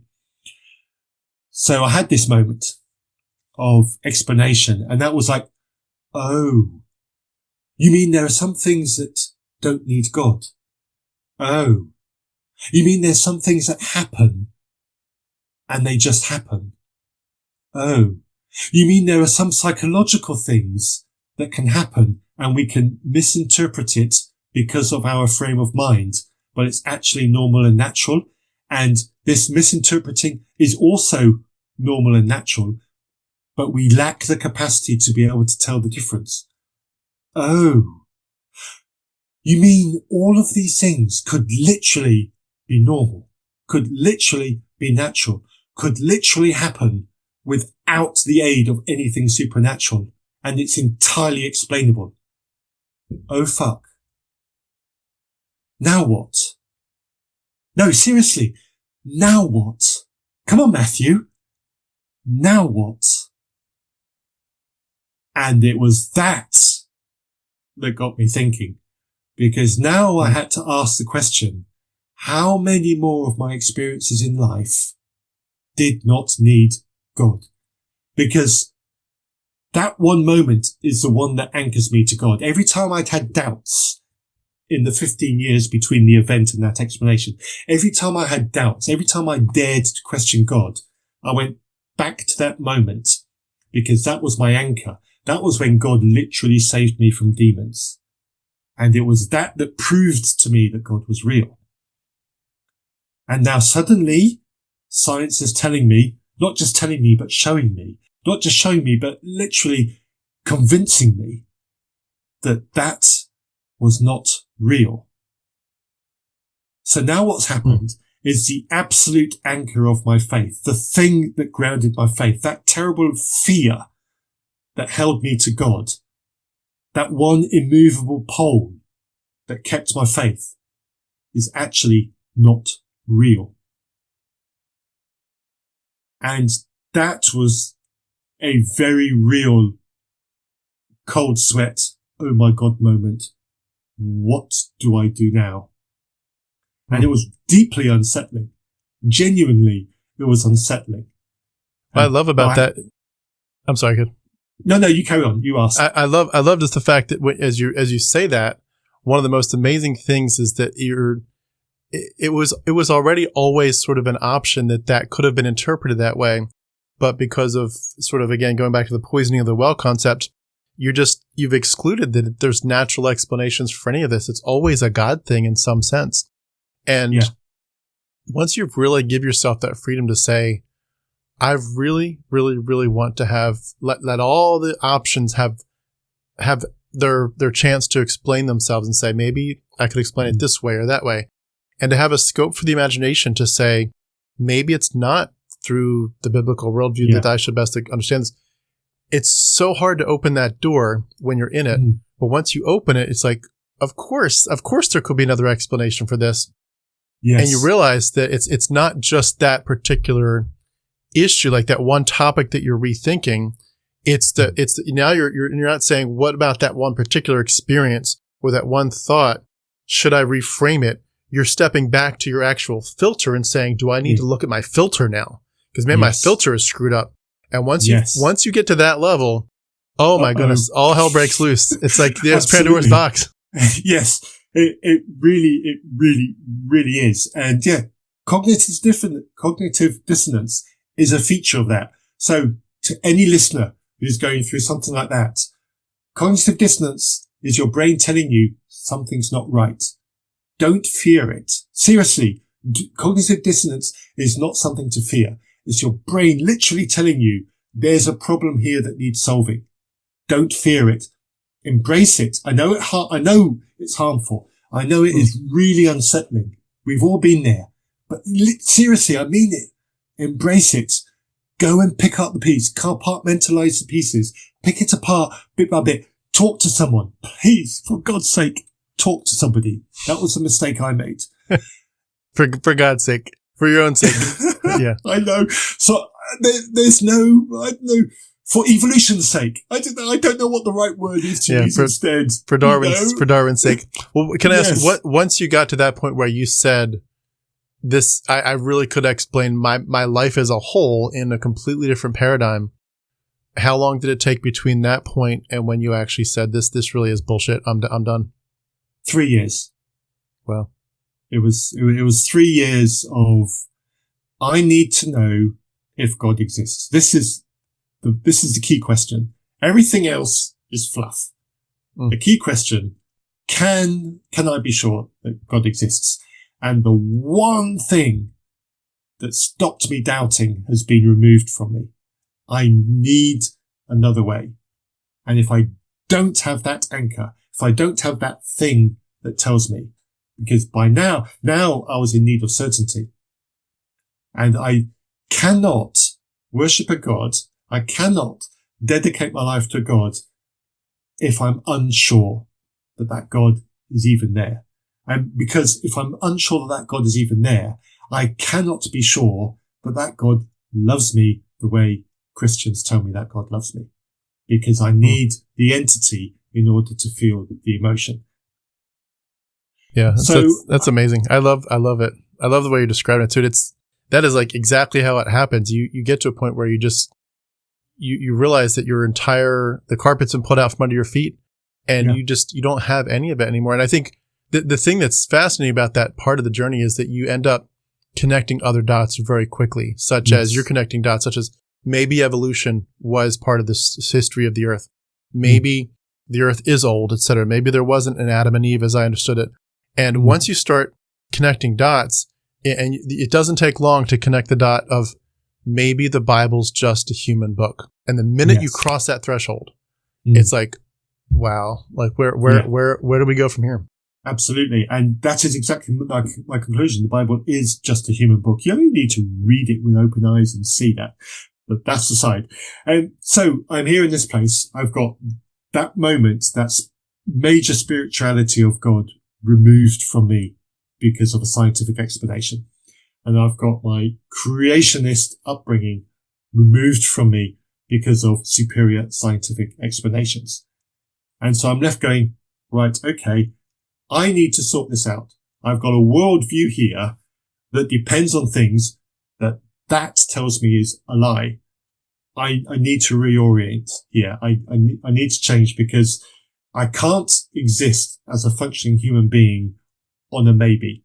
I cannot believe this if I haven't got a foundation on which I can build it. The old metaphorical house on the sand.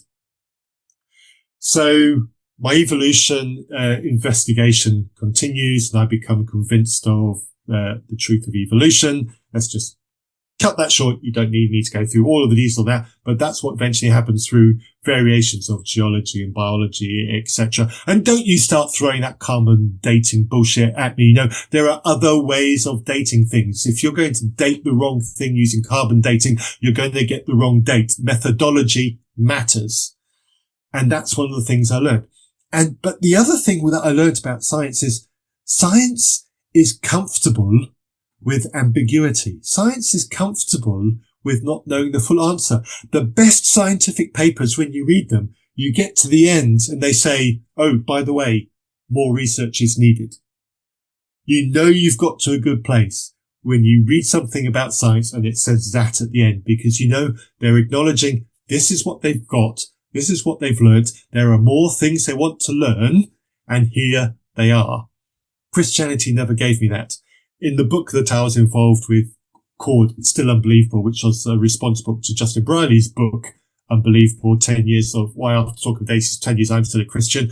We wrote as a group of people, atheists, still unbelievable, why we find Christianity still unbelievable or thereabouts. And we used a phrase, or one of our authors used a phrase in that book, the cocaine of certainty. And that is a very good description of the kind of Christianity that I was part of. You are addicted to certainty. If there isn't any certainty, you make it up. Yeah, if you don't know, you insert God, and now you've got certainty. Perfect. What an easy fix. What an easy solution. Hallelujah. And all the angels sang. But it's not that simple. Once you get into the nuts and bolts of science, it is never that simple. And that's what this whole process of my scientific investigations taught me. And that's what I loved about it so much. The nuance, the tentativeness. This I can know with confidence. This not quite so confidence. And it was that granularity and that layering of different layers. It was that taught me how to be a different person. It was that taught me to be enthusiastic about reading science papers, about consuming science content. It was that taught me to love life and embrace not knowing. So I eventually got to the point of, okay, I can't know that God exists. I get that. And obviously there were many moments through that period of lying in bed, awake at night, praying to God. God, I need a sign from you. I need a sign. Tears coming. God, I really need a sign. If you exist, please, I need a sign. Day after night after day after night. There was stacks of that. Were you able to talk with your wife about some of these questions along the way too? That was complicated, and that is my single biggest mistake. And I always say to anybody going through a journey like this, talk to those you love. Talk to somebody. I knew I needed to talk to somebody. I just didn't have the confidence of talking to anybody. And to set a little bit of context, because let me make one thing absolutely clear. Sarah is wonderful. Sarah is a beautiful, loving and caring wife who is also Christian. None of this is her fault. Okay. I want to make that absolutely clear. Just because I critique Christianity does not mean I negatively critique Sarah. She is an awesome human being and I love her dearly. And that is, despite the shit that I've done with this whole atheism business, we are still married. It's not easy, but she's a wonderful human being. So I want to make sure that that is absolutely clear. But we have slightly different perspectives on things. So when I had this whole thing about the sleep paralysis, that was fundamental to me because of what it did to me. And I did try to have that conversation with Sarah. And Sarah doesn't even remember me trying to have this conversation with her, but it wasn't a big priority for her. It wasn't a big thing in her mind. It wasn't a big thing on her agenda. So she was like, so what does it change? And that was the end of the conversation. For her, it did absolutely nothing. But for me, it was big. And I failed to get across to Sarah how significant that was for me. And because I failed to do that, I was now trapped in a fear of not talking to Sarah again about what I was doing. I failed. Hands up. Matthew failed. He failed his wife. Okay. Hands up. So I didn't talk to Sarah because I knew at some point some of these conversations would be difficult and painful. And because I love Sarah, I did not want to hurt her. Okay. Natural human emotion. Of course, it all came out and I caused hurt. And in trying to not hurt the person I love most, I ended up hurting the person I love most. You know, great irony. Ha ha, Matthew's a hypocrite. But when you're in that moment, it's hard to see perspective. When you're in that moment and you've got that fear of rejection, because that's the other thing that fundamentalist Christianity does. It teaches you that if you dare to believe the wrong thing, you are not worthy. You will be rejected. That's what my Christianity taught me, because I'd seen it. I'd seen my dad in his second relationship get rejected by other parents at the school. I'd seen gay people get rejected from their churches. I'd seen people who had weird beliefs about demons and angels and all that get ostracized from their friendship communities because they decided to pick a weird thing to believe. I've seen it. So there was me going, uh-oh, here comes a weird one. Who can I trust? And that fear from my fundamentalist Christianity meant I talked to no one. And let's be honest, the truth is there were lots of people I could have talked to. I went to a church that had some really great people in it, some scientifically educated people in it. There were probably at least half a dozen, including Sarah, people that were safe to talk to. But my fear, because of my past experiences, stopped me talking to any of them. So again, if I could say something to myself then, and I can say somebody who's in the same place now, break through the fear. There is somebody you can talk to. There is a Christian that you will be able to talk to. Find them. Talk to them. Be brave. Break through the fear, because the fear will cause you more harm. Find someone. Talk. Well said. You need to talk. Yeah, 100%. So what was it at that point that took you, like, just where you finished up and said, I'm done with the questions. There's no way that Christianity is an accurate representation of reality and of truth? Yes, that was a strange moment, but I knew it. I'd seen it coming, to be fair. I knew my doubts were irreconcilable. You know, I've mentioned Adam and Eve. Adam and Eve created a problem. The big issue with Adam and Eve was Adam and Eve meant no original sin. No original sin meant Jesus was irrelevant. That's it in a short. Obviously, it's a long process of thinking. It takes months of unpacking, but that's the nutshell version. So I'd got to that point and I'd been mulling over it for months and months. And I realized it wasn't solvable. And I realized that if it wasn't solvable, there was only one conclusion, and that conclusion was atheism. So I saw it coming. I just wasn't ready for it yet. So I was processing, I was just thinking it through, going, okay, all right. It's about time you admitted it, Matthew. I said, okay, all right. I'm atheist. And I was walking home from town. I'd been to town. I was actually walking down the street towards home. I was 30 seconds away from home. And it literally felt like I grew 2 inches. There was this whole weight, all this load that had been sitting on me, all this stuff that had been going through my mind, just went, ooh. I went, okay, that's all right. There's no lightning bolt. There's no pit of fire below my feet. I'm walking taller. I feel lighter. I can do this. This is okay. Life isn't going to end. And so that immediate moment was quite bizarre, but it genuinely felt like a big weight being lifted on me. Just say that word out loud. Okay, Matthew, you're atheist now. It was such a non-event, but it was a major event. I didn't tell Sarah. I still hadn't told Sarah at this point, but it changed my thinking. I stopped going to church by this point.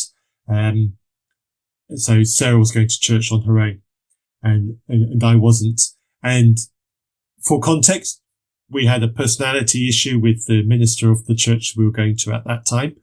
So it was an easy excuse for me not to go to church. Sarah just accepted that I wasn't getting on and I wasn't going to go to church. And she was okay with that. And she continued to go on her own. So it didn't cause any issues. And make of that what you will. I still should have spoken up and confessed that. Anyway, so that was that. So at that moment, happened. she didn't know for sure where you were with your road. No, she didn't know. She absolutely didn't know. So nothing happened for about 3 years. We just carried on with life. And then we relocated to another part of the UK. So that's when we ended up living over here in Somerset, by the sea. There's a whole story about how we ended up moving. So anyway, we moved, we relocated, we're in a different part of the country. So of course, what happens when you relocate? you find a new church to go to. So we start going to new church. So I start attending this church with her because that was expected. And I thought, okay, at some point I really need to talk about this because I know what's coming and I really need to talk about it. But my fear still kept me quiet. So we ended up having the conversation about church membership because by now we're going to a Baptist church. And just for context, again, Baptist church in the UK is not on any way whatsoever equivalent to Southern Baptist church over in America. So when you hear me say Baptist, do not think American Southern Baptist. It's very different. Baptist church in the UK is very different and operates under a very different structure. So anyway, so it's okay. We're going to go for church membership.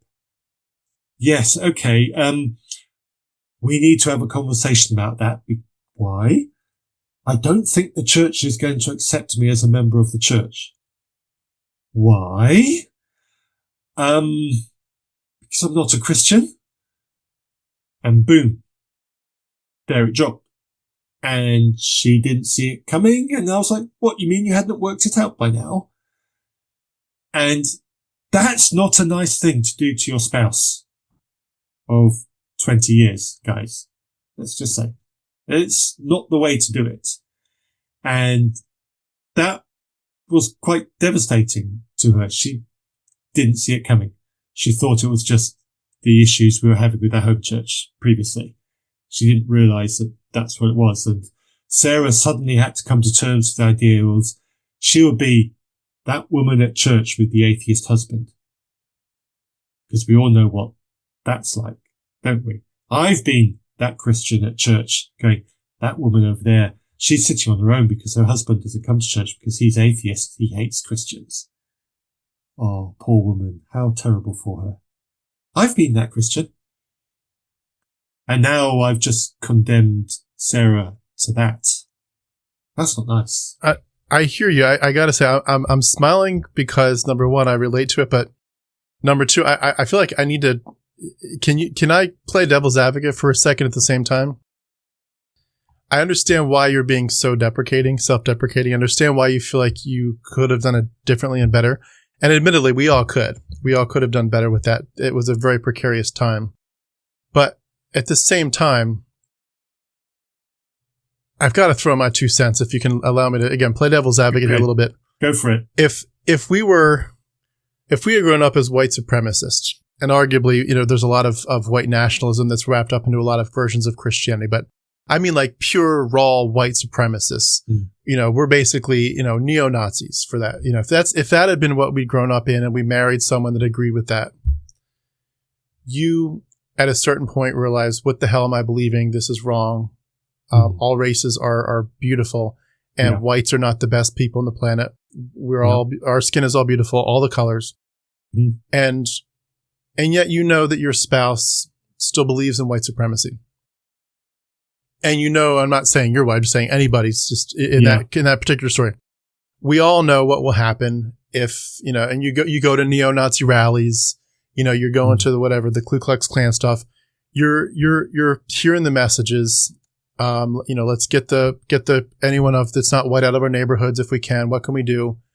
You go and you go and you go. And then you wake up and you realize this is wrong. I can't keep doing this. I don't believe this stuff anymore. It's morally abhorrent. I don't want to raise my kids to believe this. I don't want to raise kids that are neo-Nazis. And yet your spouse does believe it. You're walking on freaking eggshells because number one, your marriage is at stake. Number two, you're going to be ostracized because you came together with the belief that this is the right worldview. Yeah. And you have so much to lose. And that the respect, if you come out, of the closet, so to speak, will be zero from the other side, at least at first, until they hear you out, maybe, if they even give you that chance. And yes, it's a hard thing to come out to that in that context. But at the same time, the whole table's stacked against you. Everything, the cards are stacked against you in every which way. There's no way for you to come out of this looking like a good person, even though in your heart, you're absolutely the good person for leaving a white supremacist worldview. And it's like, I get it that we all could have done better. I'll admit it. I'm sure there's some way I could have done better, but at the same time, you're trying like you're desperate. You're basically like, you're a drowning man. You're drowning underwater, trying desperately to gasp for air, to gasp for truth, to gasp for a different worldview that's not loaded with mythology.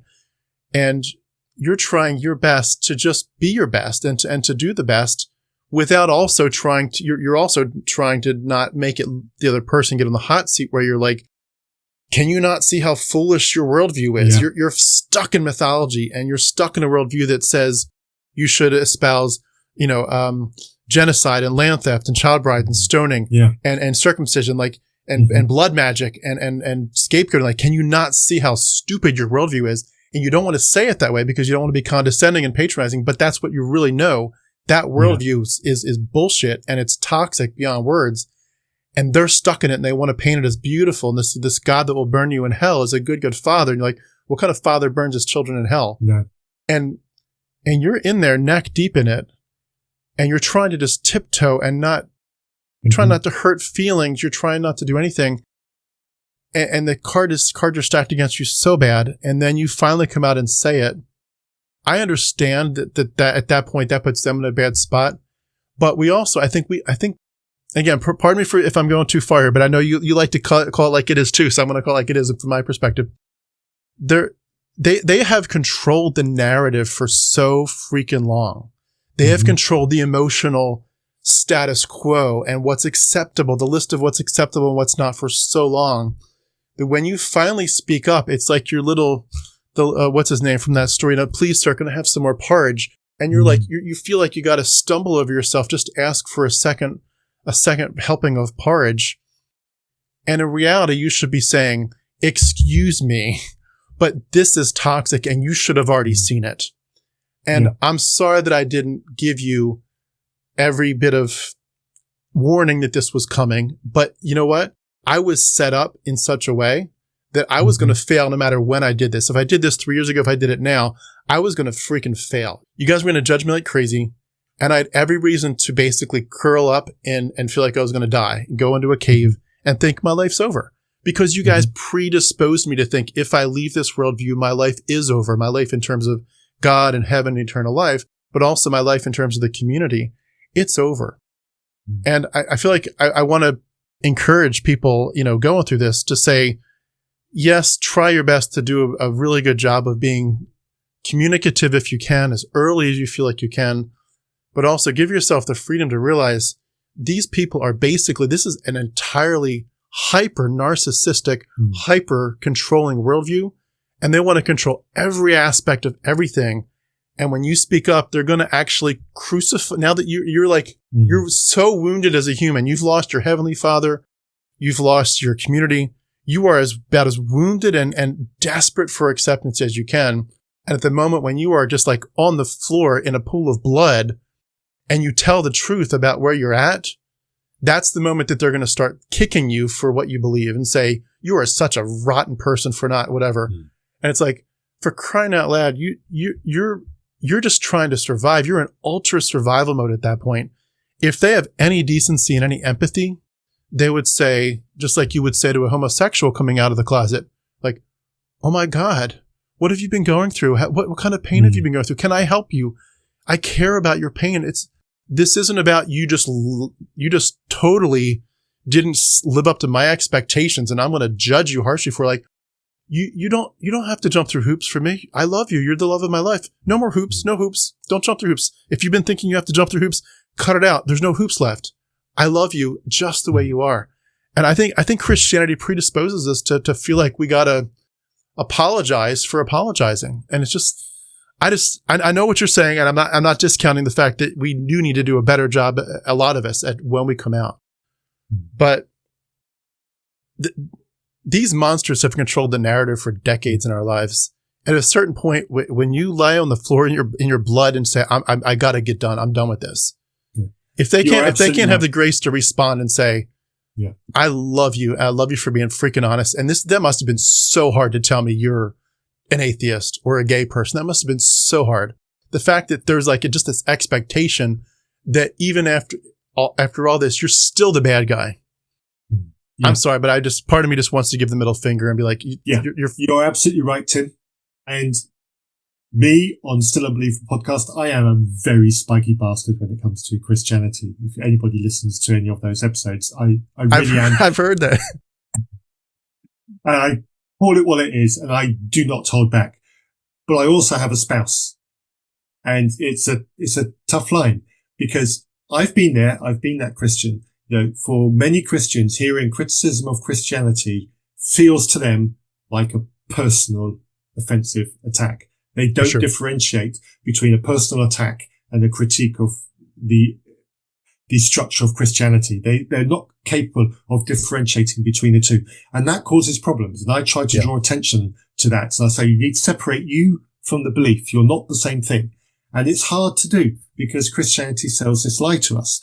So it's the thing. I think the context of what I was trying to say was, yes, it really is hard, to do the right thing when you're deconstructing and you're exiting. And some things can be better, and we do need to self-care, and self-care needs to be the priority. And often that means talking to people. So that's kind of what I was trying to say. But yeah, I acknowledge that some of my actions did cause harm. But yes, I absolutely was also harmed. And what you said about the first reaction to that, I didn't get that reaction. I didn't get I'm sorry that was hard for you. I'm sorry you had to hide that. How are you? Are you okay? The person who said to me, "Are you okay, Matthew?" was an atheist. When I came out to my atheist friends on that car club forum years after, because they're the same ones that gave me shit over being an evolutionist, over being a creationist. Sorry, my fluff there. When I came out to those guys, I said, "Hey guys, change the status. You can update your records. God officially does not exist." Though they weren't like, hey, you've seen the light. How long have you been an idiot? They said, "Are you okay, Matthew? Do you have somebody to talk to? Are you being looked after? I know that's a mindfuck. Are you coping?" That was their response. The response from the Christians was, "Do you think I'm stupid now?" And so, yes, Christianity still hurts us in these things. Christianity does not cope well with big revelations. And my experience coming out is that atheists who have had a tangential experience of Christianity are better people because they understand the crap that goes on. They see those things. They've seen both sides, and they are caring people. They are the ones protesting for rights for transgender people, even though they're cis. They are the ones campaigning, standing in lines, standing in public, holding up placards in support of same-sex attracted people, even though they're heterosexual themselves. They are the ones out there standing up for other countries, standing up for Ukraine, standing up for Palestinians, even though they're white and English speaking. They are great people. Support your local atheist. They are vocal bastards and they fight for good things. Let's go and support all those people. And that's what I've learnt to be in part of this. I love the deconstructed community. There are some wonderful people in the deconstructed community. I love seeing posts on various deconstruction forums about people saying, I have an issue with this, I have an issue with that, and people piling in with help. I've seen people offer to go and drive 2 hours to go and help someone they don't know in these kind of circumstances. I've seen people say, oh, I'm in the same town as you. Let's meet up. Let's talk it through. I've seen people go, help, I've got no community. Everybody I know is a Christian. What can I do? And I've seen people say, hey, come on, talk to me. Would you like a phone call? Shall we do a video chat? I've seen that. The atheist deconstructed community are awesome people. Guys, keep doing it. You're doing it so well. I love you because, frankly, we're all hurt. We are hurt by this in various ways. And still being married to a Christian is hard. One of the things that really drove my fear was reading all these stories about people deconstructing on their own in a marriage and the marriage failing because the Christian partner didn't follow on their journey. The attrition rate of marriages of a deconstructed person to a Christian is astronomically high. I don't know how many there are besides mine. I really do not know which one. I think there's one, maybe two that I can think of, but I genuinely don't know. But I have seen lots and lots of cases of marriages that have gone bad in a big way. And it's scary to read that when you want your marriage to remain. And it's hard. Sarah and I have had to work really hard over the last 10 years. It's not been easy on both sides. It hurts both sides. It's really hard. Yeah. And we need to have compassion for each other. We are compassionate people. We're capable of compassion. But sometimes it's hard to be compassionate when we carry so much pain. I have been Please go ahead. I would say I have been accused of being the angry, spiteful, hurt atheist. Yes, I've been hurt. Yes, I'm angry. Some things that Christianity does, I get very angry about. And that's why on Still Unbelievable and on my social media, I sometimes get very, very spiky with Christians because you know what? Other Christians are not telling them off. So if I don't do it, who will? Yeah. And I'd argue just to add to that, Christianity is severe psychological abuse of children.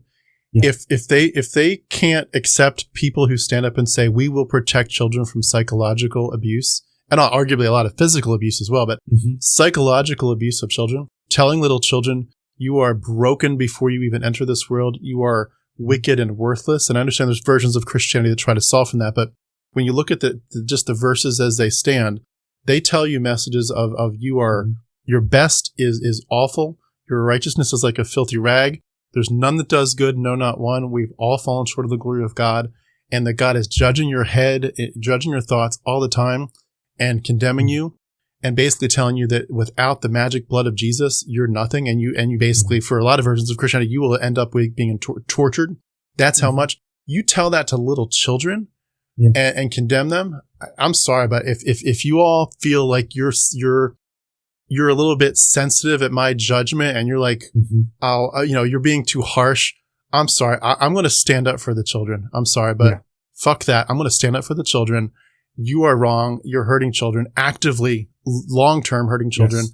And boy, oh boy, if that offends you, be offended. This is wrong. And I'm going to stand up for the next generation. And leaving the planet better than we found it, in many ways, implies that we are going to focus a lot first on ourselves, but a lot on the kids, a lot on the next generation, because eventually we're going to fade out. We're going to get old and die, but the next generation needs to be passed on a better worldview than what we got. And when we do this, we're giving our everything. We could go quietly into the night and just stop talking about this whole thing. We could just go play in our gardens, but we're spending our time focusing on helping people escape in many ways so that they can help their children not get it stuck in the same mental prison in the first place. So anyway, I know we're going off from rabbit trails there, but I just appreciate it. It's valid though. It's absolutely valid. So let's stick with the children because I think it's really important. I think this is a really big thing for a lot of us who have gone through this deconstruction.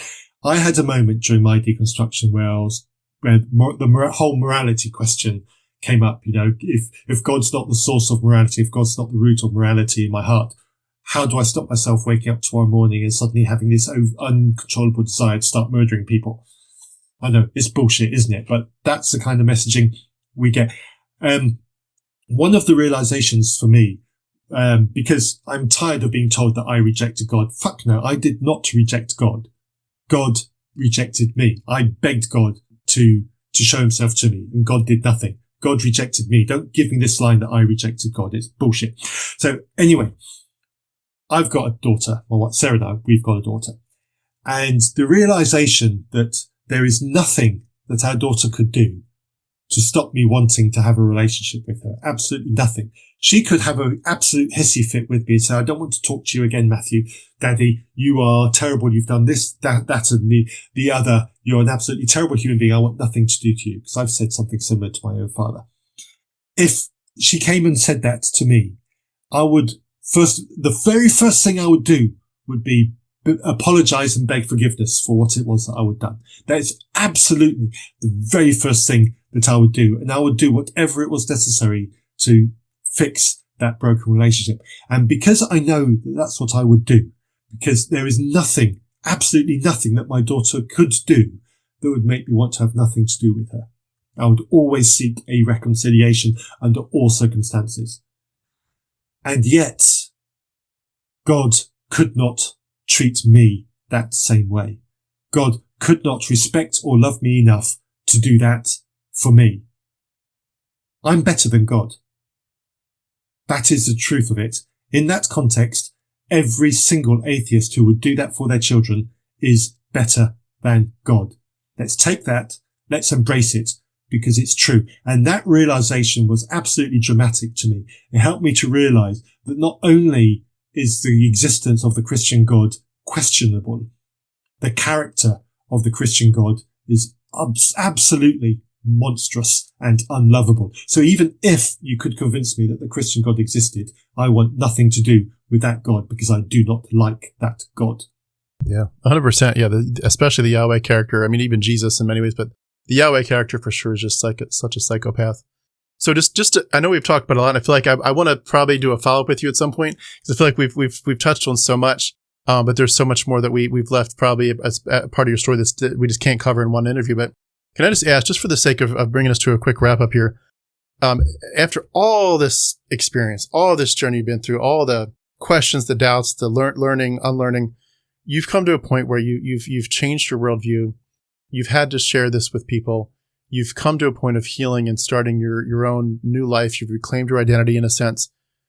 Could you tell us maybe the top one or two things that you've looked back on and said that particular part of the worldview and of the theology hurt a lot, or my experience with church in this way hurt? And those are the things that have most I've had to deal with to heal from religious trauma. Just give us the top one or two. And then again, we'll probably have to save the rest of your story for part two. All questions either to the lovely Tim or reasonpress@gmail.com. I'm allowed to self-plug. Please. Happy to do another one. Or Tim, you come on to Still Unbelievable and we'll have another chat because I'm sure there's elements of your story that people absolutely want to. That'd be awesome. I think for me, probably the biggest and best thing is acceptance and appreciation of other people. I suddenly realized, I think, that accepting other people being different became so easy. And that was the big thing. The toxic, painful part of Christianity was this judgmental, this carrying with me all the time. I had to decide whether they were worthy Christian for my attention, whether they were a good enough Christian. Could I trust them? Were they good enough that I could trust them to be a Christian? That kind of weight and pressure and permanent judgmental attitude is tiring and it's awful. And so being free of that and being able to love people equally, I told the story about the friend Jonathan, etc. So that would probably be my top one. The other one is probably self-love. I've been as part of my church Christian walk, I was in prayer groups, and the number of people that I saw come with real serious self-worth issues.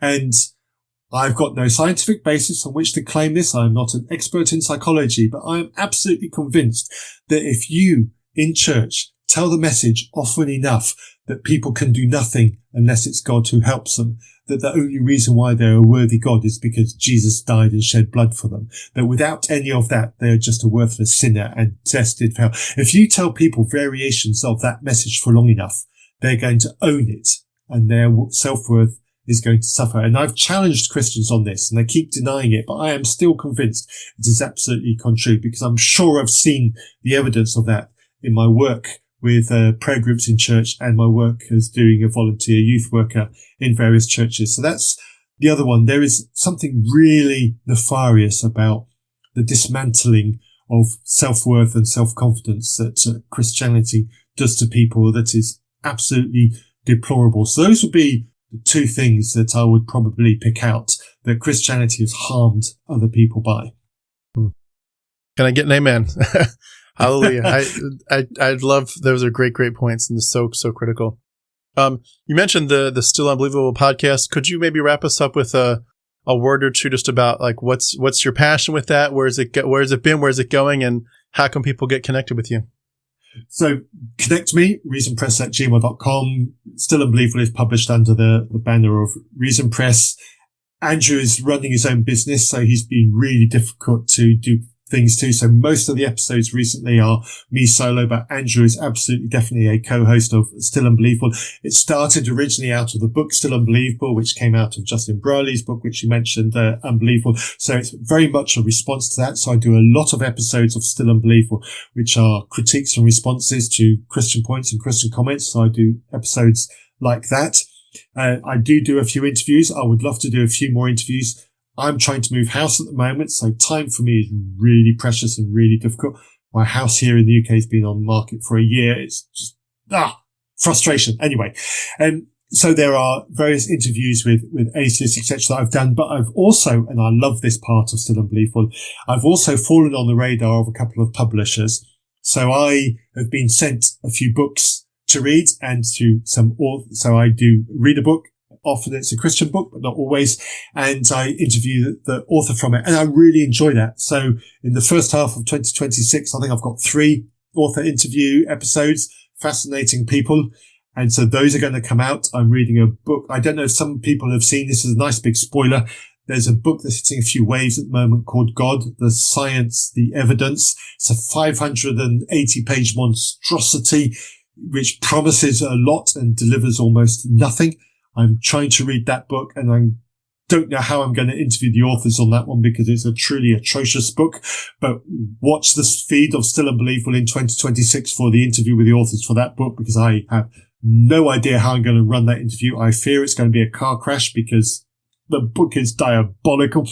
And so, but I have got some author interviews coming up. There are going to be some more critique episodes coming up. I love jumping on Braxton Hunter's Ask 10 Questions for Atheists podcast. Those are really good fun episodes to respond to. If anybody wants to help me respond to episodes like that, drop me a line. We can do a fun response episodes to that kind of thing. So that's what happens on Still Unbelievable. If you hold some love for Christianity, you might be disappointed by Still Unbelievable, because I am definitely very spiky about Still Unbelievable, but I do try to treat my guests with a little bit more respect. Yeah, I hear you. It's a tough line to walk, but yeah, it's a tightrope walk. But sometimes you got to try to be more with secular grace, as David Ames says. But well, I'm just so appreciative of your platform and of your story. I do want to either do a follow up with you on my channel or come on yours and we talk some more about my story as well. But I so appreciate your willingness to be vulnerable. You've shared some just incredible insights. You give me a lot to think about. But I just really, really appreciate, who you are and what you're doing. So I thank you so much for sharing your story today.